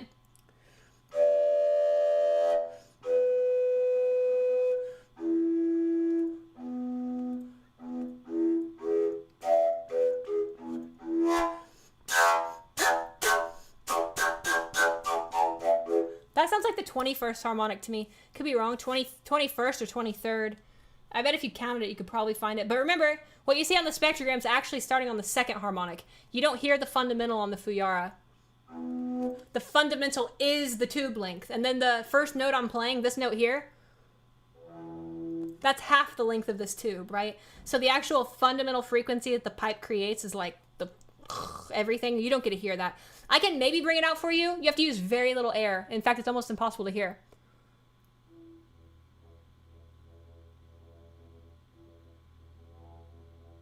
And at that point, look, my room noise is actually louder. This laptop here, my laptop fan, sorry, you guys can hear that. This laptop's actually almost making more noise than the fujara's fundamental. So, because when you play the fujara, you're playing an overtone instrument, so you don't really play the fundamental. You play the harmonics of it, and that's where you make the music with the instrument. And for the people who are supporting you and getting a little bit extra, can't expect everything to be tailored for them. Yeah, I know, right? I mean, I do my best. It's really hard because there's so many people, but I really do my absolute best every day. That's all I can say. Let's see. How many of those harmonics, how many of those were all harmonic? Yeah, they're amazing. Do you do 30-minute classes? I do. I have consults. My consults go anywhere like 25-ish minutes, and they're not like lessons, but you know, if you're like a person who's been practicing their voice and you feel stuck with your voice and you're like, I'm sure if I could just talk to Z for a few minutes, she could point me in the right direction, I'd recommend a consult. Consults, I have more availability than with lessons. So people who book consult, like if you go and you email and you book a consult, you could probably get in like the next like 3 weeks. Cause I sort of keep those, I do a lot of consults on like consult only days, you know? And so those are easier to get me with than lessons.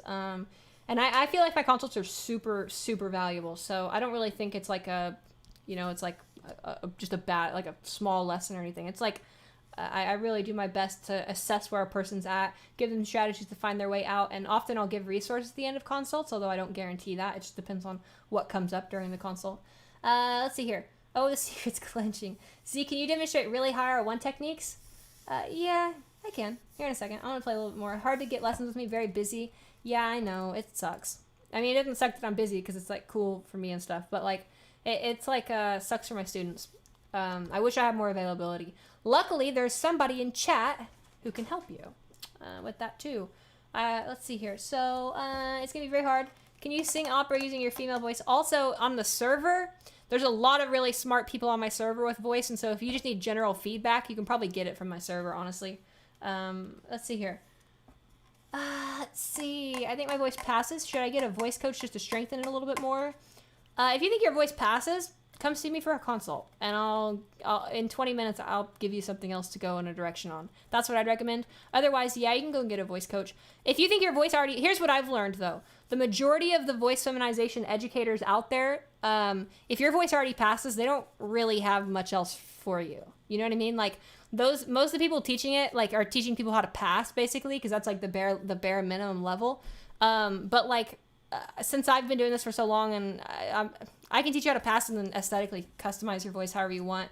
You do multiple different fem voice qualities and stuff. So it just depends. I think that's kind of the limitation that a lot of the teachers are at right now is that you can learn how to teach the field and you can learn how to teach the stuff, but there's a lived experiential experience that only comes with time that you literally just have to put hours in. I mean, I teach I teach about 1,200 voice lessons a year, and I've been doing that for about 3 years. So at this point, you know, I've got like 4,000, 5,000 hours of teaching trans voice with live human beings.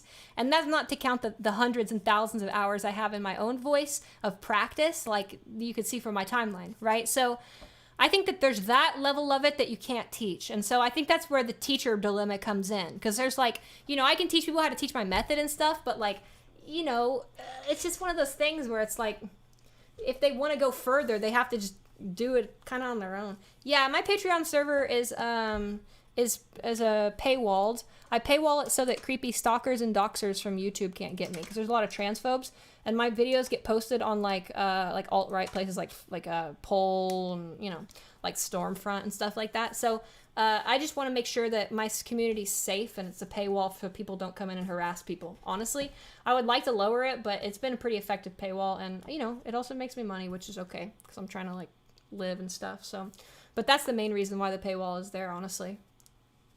Because I feel like if it were free, you know, like I see those Twitch Discord servers that are like anyone can come in. Those places are like cesspools, and in fact, they end up disabling the chats so that you can't actually post. It's just like, you know, an alert server. So it's like, yeah.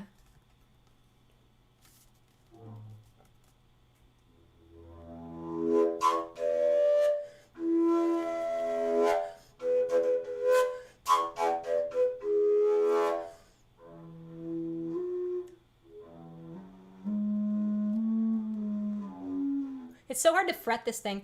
Look at how... Oh, yeah, I know, Xavier. Just those people in general. Those people see my content all the time and they're like, heresy, it's against nature. And then they post my content around. It's free clicks. I don't care. The only reason I know that people come for my videos from there is because my, if I look at my traffic data, you know, like my, what's that called? Where my links are posted or whatever. There's like that. I've been posted on some other places too that are kind of cancer. So, that's why I have to have that. Let's see. There's a lot of vulnerable trans people in my space that I created who are learning their voice. Yeah, when I look at my analytics, there's a lot of vulnerable trans people in my community, and I refuse to let transphobes, like, you know what I mean? If anyone's even remotely transphobic, you're donezo. You get out of my server. You're not welcome, you know? I'm not trying to, like, you know, yeah. I'm not trying to like be the woke centrist, like everybody can express their opinions here. You're welcome to express your hot takes and stuff on the server, but if it has anything to do with transphobia, you're just gone, you know? No hot takes. I have a hard limit on that. So transphobia, is there a way I can donate for others to get free lessons? Yes, actually, we have a Trans Voice Youth Fund that my assistant and I take care of. You can email Kylie at that and just put Trans Voice Youth Fund in the subject header. And if anybody wants to donate money to Trans Voice Youth Lessons, it just gets stashed in a savings account. And then when minors write to me, we take on minors that are in need. So if there's a minor and they're like being oppressed by their family or oppressed by their system or whatever, then we will take them on as students, and I'll see them as best I can. So we do have a Trans Voice youth program. So obviously, if there's youths who are like supported by their parents, like we'll still take them. But like, you know, it's for people who have no support and who are kids who are stuck and they really need to change their voice. So that's what that fund is for. But yeah, if you want to contribute to that, just reach out to my assistant Kylie. Since when? We've had that for about 6 months. There was somebody who donated a large sum, and that's how the fund got started. There's like probably 5 or 6 more lessons for minors in the fund right now, which is really, really awesome stuff. It's actually one of my favorite things to do. So.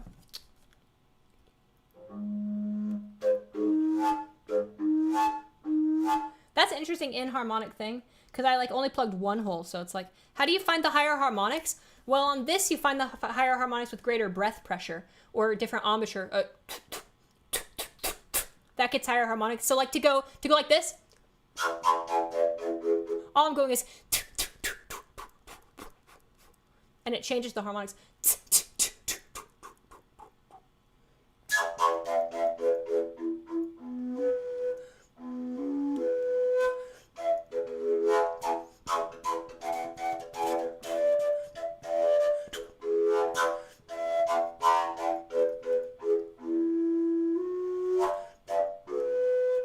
See how I can like pitch bend that? It's crazy. Let's see questions. Funny how even, whew, I'm not crying, you're crying. Oh, that's sweet. Whenever I see reactor shut down, I think scream. I run an 8K LGBT server, and I think that paywalling is definitely an effective system, but also a gatekeeper system. I agree. Active moderation team. We didn't even have moderation until 2 months ago. So it's been, I'm actually anti-moderation. I'm anti-censorship. I'm anti, like, centralization, anti-authority. I'm a bit of a, you know, I just want to kind of be left alone. I hate authority. So it's actually really hard for me to have a server where I'm supposed to be like the authority figure. And not only that, but then I'm supposed to imbue authority on others. It's just fundamentally against what I'm morally for. So it's very difficult. Yeah, so let's see. I'm curious.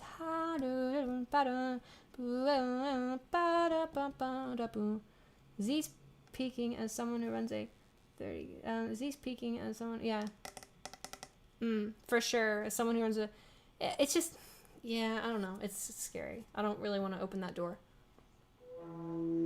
I mean, my videos are free on YouTube, and I'll be making, you know, everything that I have is like premium content eventually will be made into free resources on my YouTube. So it's not like I'm like gating people from information or anything like that. In fact, you know, I definitely have the highest production voice resources like on the internet, period. So, and I'll still continue to do that and make as much as I possibly can for free. And that's really my goal with this. And I'll probably release my book for free too whenever it's finished. Or at least I'll release it for free in our trans community, but then I'll like sell it in like the SLP communities and like sell it in like, you know, those communities. What you doing? Don't know how I got here, but I'm fine with it. I'm playing a fujara, and I'm taking questions. A book. Yes, I've been working on a trans voice book for like 2 years. I've started it, finished it, started it, finished it, started it, scrapped it, scrapped it, scrapped it, scrapped it. I did it a bunch. But now I'm redrafting it. So is it done? Will it have diagrams? Oh yeah, it's gonna have a spectrogram. My goal is I'm not gonna publish the book until I get MRI data of everything I'm talking about. So my goal is to have like, you know, the instructions about the thing, the text description, the sound text description, the spectrogram view, and the MRI view. So like, you know, this particular posture creates this particular output. I've been working on it for a really long time. I'm not gonna release it early. I'm not gonna like rush it. At this point, I've already been spending so much, I put so much time into it that like, I've redrafted it 3 or 4 times. I just, my whole model changes every couple months. And so, you know, I end up with this big new change in the way I view everything. And then all of a sudden I have to go back over and change everything. And it's just wild. Why are you such a nice, interesting person? Thanks. I don't know. I don't really see a point in hurting people. That's kind of, honestly, that's why I get super snappy at the negative people in these chats. Like, I just don't have time for that. You know what I mean? Like, we're all gonna die. There's no point to be negative. We have a very limited time on this earth. Let's just do all the fun things, all the enjoyable things. Let's spread joy. Let's spread peace. Let's spread good vibes. There's just no point in anything else than that. I've been waiting to set up a voice consult since quarantine. Are there any openings left? Yes, for consults there are like almost always openings. We kind of book them as like a separate thing than lessons on a separate day. So consults usually get in a lot sooner. So lessons you kind of have to wait longer. Consults get in sooner. Let's see, just because I can do like 8 consults in one day or 9 consults in one day, and that is not too bad for me to do in terms of work. That's a big SLVT straw you have there. Oh my God, that's such a good comment. What? Wait, Z, remove that from my message above? Sure, I will. I removed it, Nick. There you go. This is your first time catching a stream. Hello, Harriet. Welcome. It's great to have you here. Don't know how I got here, but you're fine with it. Well, I'm fine with it too. Welcome. It's great to have you here. Cyan, welcome. Oh, Cyan is, by the way, Cyan in chat is one of my biggest supporters ever. You can basically give a direct thank you to Cyan for my content because they support me. She is amazing, and she supports me in such a profound way that it allows me to create all this. So yeah, definitely shout outs to her. She's a divine patron. Let's see. We'll have diagrams. Yes, you can use the money. Yeah, that's a good point, Sarah. That's how I feel. You've loved being here. Thanks, Andrea. Have a great rest of your night. Will there be a hardback? I would like to get a printed hardback. Yeah, my priority is to disseminate the information, and a hardback kind of has a very strict process of getting published and everything. So yeah, I think eventually there'll be a hardback on my book, but for the trans community, I'm just going to release it digitally because I want people to just have the information, you know? What do I think of Jacob Collier? I think he's a very good musician. I think he's a wonderful musician. I think he's a little immature musically. He's maturing still and he's getting better all the time. So that's my opinions on him. I will say another opinion on Jacob Collier. People often cite him as like the microtonal person or whatever. Like, his microtonality is very, very tame. You know, modulating with syntonic commas is something that people have been doing for like 60, 70 years. It's really not that crazy of a topic. But then you see like all these YouTube videos, you're like, whoa, Jacob Collier does this crazy thing. Like, you know, drifting up 2 cents off your fifth each time until you add up to like 20 for a syntonic comma, so you have a tune major third. That's like really not that wild of stuff, you know? Quarter tones, not that wild of stuff. So I think he's a great musician. I think some of his solo works are a little immature. I think he's getting way better as time goes on, and I think his microtonal stuff's a bit tame. I would love to see him experiment with some deeper microtonality and really get into like more nuanced territory there. So I'll be looking forward to when he does that. But I like his music, generally speaking. Bass and transbuild, yes, definitely. Where is that instrument from? This instrument is from Slovakia. This was created by a Slovakian flute maker, Jacob Sarai. I don't know how to pronounce his name. This was a handmade instrument for me based on what I ordered. I ordered a 6 foot 9 inch fujara. It's in E. It's an E2. And the holes are spaced a little shorter so that my tiny little hands can play them. So in order to play it, I have to do this to play it. I have to like do that with my first 2 fingers and then this third finger down there. And that's kind of why it's hard to like move around really agile on this instrument, just because it's so gigantic.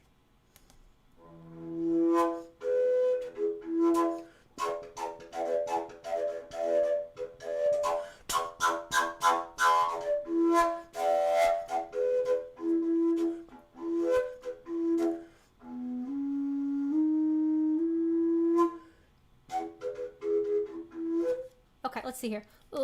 MRIs and magnetic resonance imaging? Yes, exactly. So my book will have MRI slides for each of the resonance slides. Like when I'm talking about specific resonance positions, I'm going to be talking about those specific resonance positions as one, a description of how to find them for voices, a pedagogical description of them, a muscular description of them, which describes the anatomy and how the anatomy is moving. I'll have spectrogram expressions of that position being acquired from a certain neutral position, and then I'll have an MRI slide of that particular posture. So we can basically be like, oh, so in this MRI slide here posture, this it affects the thing. Do you have a process for maintaining mental energy and avoiding burnout? Spirituality. I'm supercharged by music, so I don't really get burnt out on sound. I get burnt out on everything that's not sound. So like anything other than sound, I don't have the mental, infinite awareness for. It's specifically sound for me. What kind of exercise to reverse engineer muscles when coming from a heavy metal background? That's a good question. Reverse engineering your proprioception, which is what it feels like when you do things. Reverse engineering proprioception is really fundamental for voice feminization. It's really as simple as interrogate yourself, Really try to interrogate yourself and describe it in certain ways that make sense to you or don't make sense to you. And the whole goal is to try and go through these. I think Jacob Collier is playing with microtonality. I don't think he's doing it.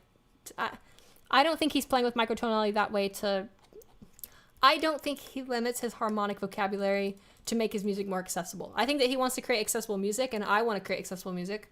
I just think that he hasn't really dove super deep into microtonality, He's got into 5-limit harmony, 7-limit harmony.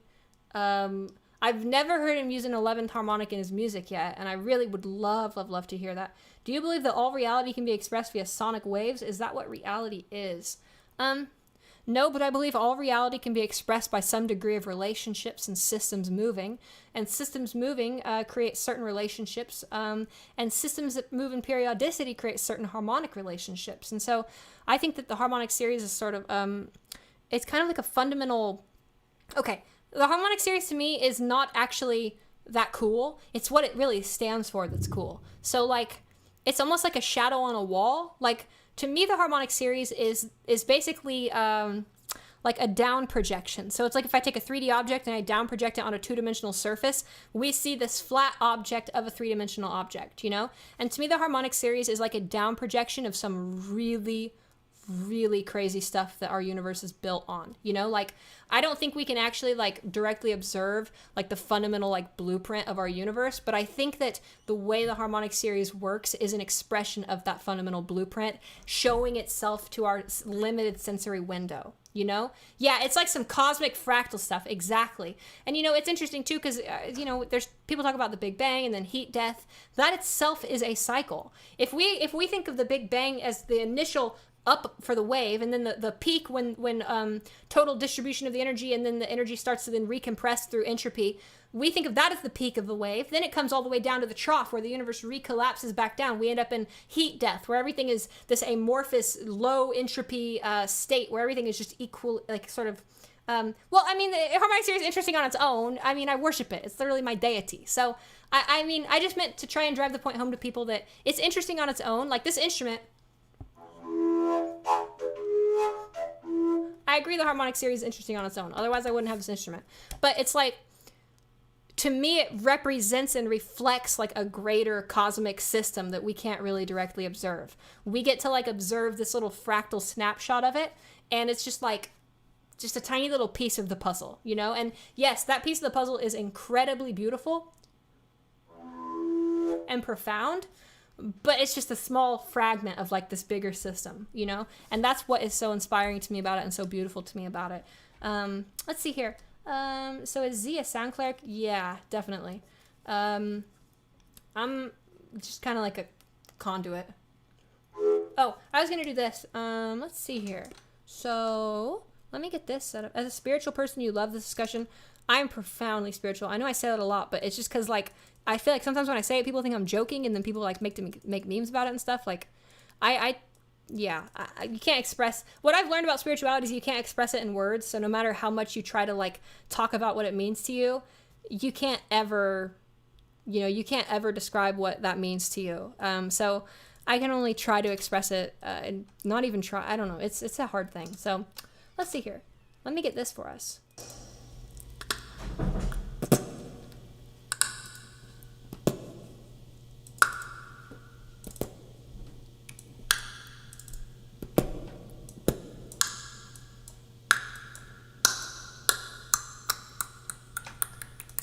We do have a church. It's on my server. Hold on.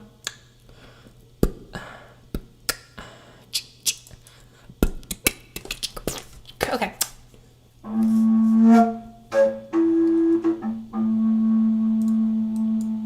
Hold on. Let me set this up right.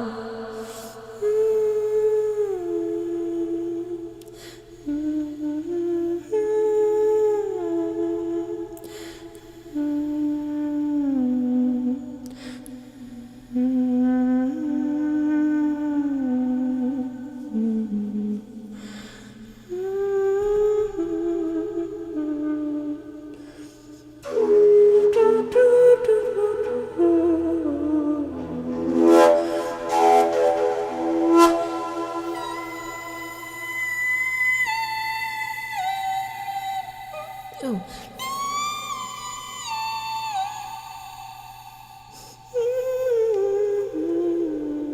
Wait, what are you saying? Hold on.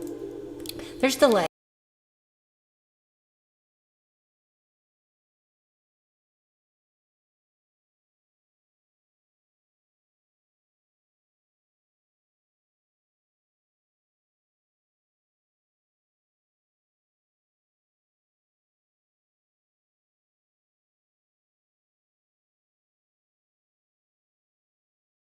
Hello, you can hear me now, right? Okay. I had to mute the other thing because there was like delay, so it was hard for me to talk and do stuff.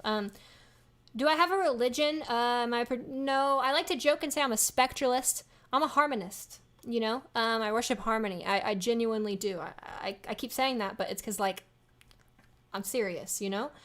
So I really love harmony, and that's what I worship. Spectralist. There's actually a movement of spectralists, which are like a music composition movement or whatever, a theory movement or whatever. So, but yeah, I'd say something like that or whatever. Let's see.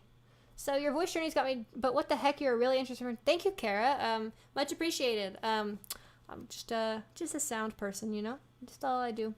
Let's see. Cult of the Harmonic, good vibes. Ooh, I like that. It sounds like a meticulously synthesized atmosphere. It's nuts. I agree. It is such a beautiful, beautiful instrument. Sorry if I came across as aggressive. No worries, Kate. I understand. And I also understand when people ask voice feminization questions, sometimes they have that aggressive vibe, but it's just because it really impacts their life a lot, you know? So I totally understand. It's cool. Voice feminization is a very serious thing, you know? You can hear me, right? Yeah, we're good, right? We're good. Okay. Lost audio muted. I unmuted it. Chat has their earpods in. Let me scroll down and find chat on my laptop again. Sadwitch, how do I book consults and lessons? You email transvoicelessons@gmail.com. Like I already said before, I have to be really transparent about this. I have like a 1,300 person wait list right now. It's not like a wait list. We're not doing it like a list, you know? It's like we have a pool, and we're going to ping it first come, first serve. We'll also go chronologically through the list and consider people that way too. There's just no good way to start that list. You know what I mean? This is no good way. So there's a tremendous amount of people, but consults you can get in with a lot quicker. Just email transvoicelessons@gmail.com. I know, Sarah, I get like 50 people a day emailing me. 25, 50, 10 sometimes on the slow days. When I release a video, it's a swarm. So it's a constantly building pool, which is cool, but I can see, in order to teach all the people that are in my pool right now, it would take me like 5 years to work through everybody, you know, like every single person who's already sent me. So, but it's worth sending an email because you never know. You might just get an email back. You might be able to reply earlier than someone else, or it's, you know, there's no good way to do it. So instead, I'm hiring a new teacher. I've actually been training someone, or I should say, I've started talking with someone and starting to work with someone on that. So I got a new teacher coming on. And then I also, I'm going to start giving webinars, which will have the same, and that's the other reason why you might want to still add into the pool, even if you're not like, good to wait for lessons, you know, because if you don't want to wait for lessons, eventually I'm going to be giving webinars, which are like open population, 512 maximum capacity online, like high quality webinars. And I'll be teaching the same stuff I teach in lessons. You know, it's not like it's different. You'll just get less like personalized feedback, you know? Consults though are the best way for people to reach me in the shortest amount of time. I also do patron feedback. So if you want feedback on your voice, I've got a patron tier available for that too. Now I'm also overwhelmed with patron feedback. I try to get it done in a week, but it usually takes me about 2 or 3 weeks to get through feedback just because there's so many people. And I do as much as I can. But just be aware of that when you go to do feedback that way, if you choose to do it that way. It's crazy. I can't believe the thing. So I don't know. It turns out if you really love sound and you really like dedicate yourself to something completely pure, the world thinks that's cool. So that's cool for me. You guys can think this is cool. This is my normal day, you know?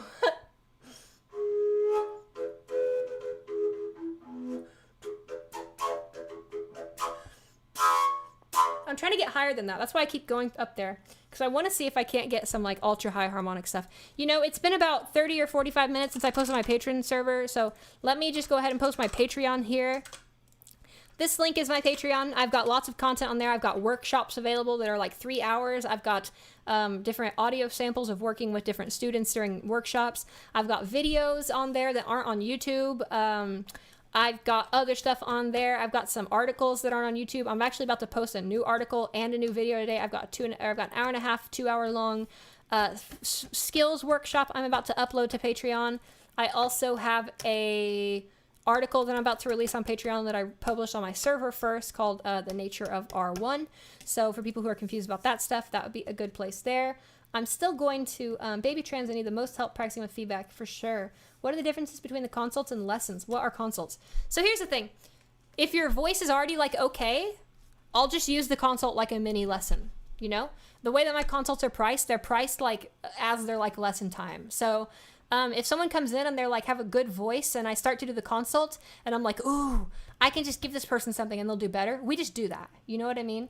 But typically speaking, for people who are taking a lot of lessons with me or are booking lessons with me, consults are a way for me to get a good assessment of the student that don't cut out of their first lesson time. So the first lesson, you know, since I have limited availability, the consult can help make it so the first lesson is all about, you know, we're getting straight onto the topic. And instead the first lesson can be all about like getting onto the topic. Whereas the consult, I can sort of listen to someone's voice and do an assessment of their neuromuscular coordinations that they have, do an assessment of their understanding of the subject, take notes on them, kind of build up a blueprint.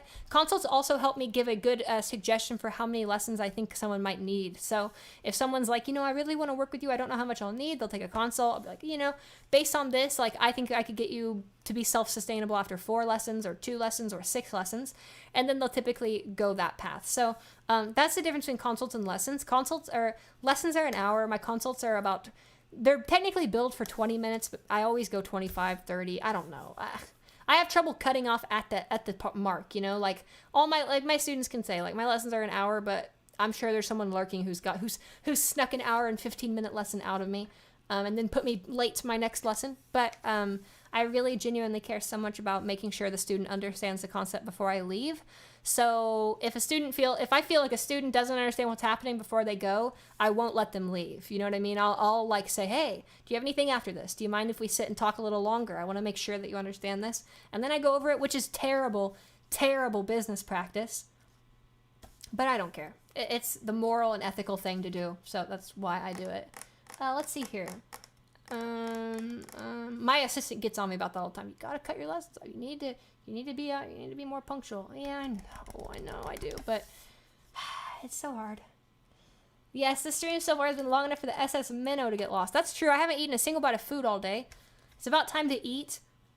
My gastro-autoimmune issues are okay today, so I think I'm gonna do another soft day of food. I think I'll probably eat some soft fruits, some peanut, and crackers. That's about all I can eat. Oh my god, so your businesses are anti-capitalism. I'm shaking my head. Yeah, I mean, it's true. I mean, I've got some anti-capitalist stuff in my business, but at the same time, you know, a business is capitalist. So I've got capitalist things and non-capitalist things as my practice. I try to be an ethical moneymaker. You know what I mean? Like, that's like my number one goal, is to be ethical with all this. I think there's a really weird line when you start to deal with trans voice where it can quickly become unethical. Like, if the information you're giving is not amazing, I think it's kind of unethical. I think that if you don't really know what you're doing and you know that, it's unethical. I think if you don't have a very decent, I don't think if you have a strong voice to begin with, it's kind of unethical to teach the concept. Maybe not unethical in that case. But yeah, I agree. So it's really weird to do this because in my opinion, this is not like a non-essential service. I view trans voice like a very essential need for the trans community. You know, I think facial surgery should be covered by insurance for trans care. I think HRT should be covered by insurance. And so I also think that voice counts as like a medical need, you know, and I'm not a medical person, so don't view me. I'm not qualified to give health advice. I'm not a health person, but, I do think that it crosses a weird line where it's not just like hey, this is a cool thing that everybody wants to do. It's like, no, this is a thing that our community really, really needs. And so I'm really sensitive to that. And honestly, it's been hard. Like, you know, I first started doing this for like $10 an hour or something like that. Like I did like a pay what you want for a little bit, 10, and then like 15, and then like 20. And I really try to keep it. But at the point where you have 1,300 people, you have to raise your rates. It's just that simple. Let's see. We need more people like this. Yeah, I used to be a worker and I feel the same way. It can be a burden to be as empathetic. I agree, and honestly, it's not good for my health either, because since I have these gastro autoimmune issues, I have to make sure that I go to the bathroom between each lesson just to make sure that I'm not going to feel pain or anything like that. Or at least that's been recently the new thing, you know? Yeah, listen, I don't charge that anymore. I charge a lot more than that. I'll tell you right now, I'm probably the most expensive trans voice person, but I also have the biggest wait list, and I have no availability in terms of like, you know, just email me, I'll get you on the calendar. It's like you have to really kind of get in. So how would you recommend the ladder be brought down to newer teachers? See, that's the thing. It's such an experiential journey. I'm training new teachers, and I'm always teaching, and there's teachers on my server, and so hopefully that can help. But it's just one of those things that you got to live, you know? Like, for instance, I could teach a cis or someone, okay, I could teach someone who has a good female voice, right? If someone has a great female voice, but it's not normalized, they have like good skills and they'll be a good teacher, but they've lost a lot of what it is to normalize. Like the process of going through your life and going up to a cashier and feeling completely frozen and covered by anxiety and then working through that, that's part of trans voice. And that's the part that you just cannot teach people, you know? It doesn't matter what words or what language I say, it just doesn't effectively teach people how to do that. So that's the kind of thing that, like, you know, I could teach voice people all day and teach teachers, but like until they live that experience, it's really, really hard. Any tips on sounding too nasal? Grab a mirror, grab a flashlight, look at the back of your mouth, and try to create this kind of thing. Gain awareness and control over this little thing. Hold on. Okay, here we go. Watch. I'm all sweaty. Okay. Watch. This is what controls how nasal you are.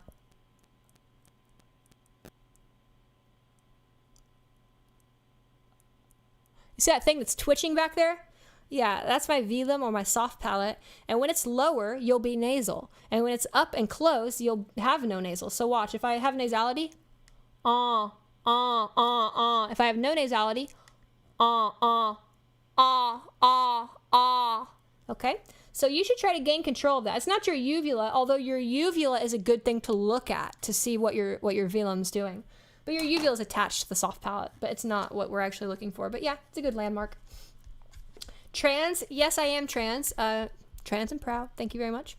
Trans people are amazing. So, you know, whatever. Let's see. Let's see. There's also being a cashier and having to deal with that anxiety. For sure, I know. Actually, when I was first practicing, I got a job at a liquor store.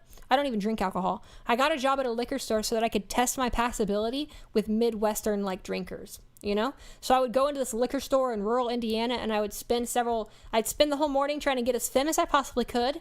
And I'd go in and I'd use my whole voice for the entire shift. And I would tweak my voice, you know? Somebody would walk out and I'd be like, oh, I think I did good. Maybe I should try this instead for the next person. And I basically got a job. I only worked there once a week or once every 5 days. My manager was on board. My manager was really cool. And he was like, you know, I was like, I can't work every day or I can't work very often because I couldn't shave my face that much. You know, I had a beard at the time and shaving my whole face every day would leave me killed. So I would have him book me like 5 or 6 days apart so I'd have enough time for the stubble to grow in, and I'd shave it before work so that I could present feminine. And then that was really the place where I started experimenting with my presentation and passability in like genuine. God, the so anxiety. I remember pulling up. Honestly, going back over these memories is kind of like traumatizing. The whole transition, the earlier transition experience, baby trans moments, God, those memories are painful. That existence is painful. And I would pull up and, do you physically have to keep your voice modified over time or does it stay that way? I'm not modifying my voice at all right now. This is what my voice sounds like. So it does stay that way through behavior. The only reason why your voice stays the way it is currently or whatever your default is because of behavioral default. And we can do the same thing, but with a feminized voice too. Let's see. But yeah, I would just go and I would try to be as feminine as possible and then practice my voice as best I could for everybody. And it usually worked. And actually, it pretty much always worked. And it was mind-blowing to me because I thought I looked disgusting. I thought I looked like a, gross man. That's what I was saying to myself inside, right? Because of toxic internalized transphobia. I had a lot of these toxic self-hating thoughts. And I always thought those things. And then, like, guys would come in and they'd, like, flirt with me and, like, ask for my number or whatever. And I'm just, like, sitting here, like, what is going on? I think I look like a disgusting monster. But yet, these people don't. Huh. That was so weird to me. I hated that so much. Yeah, so I'm glad to say that I passed to myself now. So I got the self-passing thing, so I don't really have that dysphoria as much anymore. Are you going to upload this stream? Yeah, this is a public stream. I have all my public streams on YouTube uploaded. I have about 9 or 10, maybe not 9 or 10, maybe 7 or 8. I have about 7 or 8, no, I've got more than that. I got about 9 or 10. I have 9 or 10 patron live streams that are all archived and indexed on my Patreon. Those are private. And then I have these streams that are public. I do a public one maybe once every 2 or 3 months on my YouTube channel. So this is like a public stream. Okay. I think it's about time to wrap up, actually. I've been going for 3 hours and 45 minutes. What time is it even? I started at... Whoa, it's nearly 6:30. Okay. I was trying to be done by 4. Okay. It's time for me to wrap up here, everybody. I'm going to get off here and do some editing. I'm going to upload a Patreon video later tonight. It's an 1.5 hour long workshop that goes over glottal behavior and all sorts of lovely stuff. And also just like mindset on how to practice voice in the beginning and where to get started and everything like that. Before everybody goes, once again, I'll do one last plug. If you guys want to support what I stand for, if you guys want to support the content that I'm making, if you guys want to interact with me more on my server where I post and I chat and I shitpost, feel free to join my Patreon, and even $1 helps. It's more so, it's less about the money and more about how many people are backing me, because it makes me just feel like I have this army of the community behind me that's like, let's improve the quality of living for trans people. That's kind of what it means to me. So even $1 is great. Thank you all so much. You made quarantine much more bearable. I'm really glad to hear that. Thank you so much, everybody. Have a really, really, really wonderful rest of your night. Okay, everyone, be safe. Stay COVID free. Oh, thank you, Sarah. I appreciate that. I'll see you around, everybody. Bye. Cheers. In stream.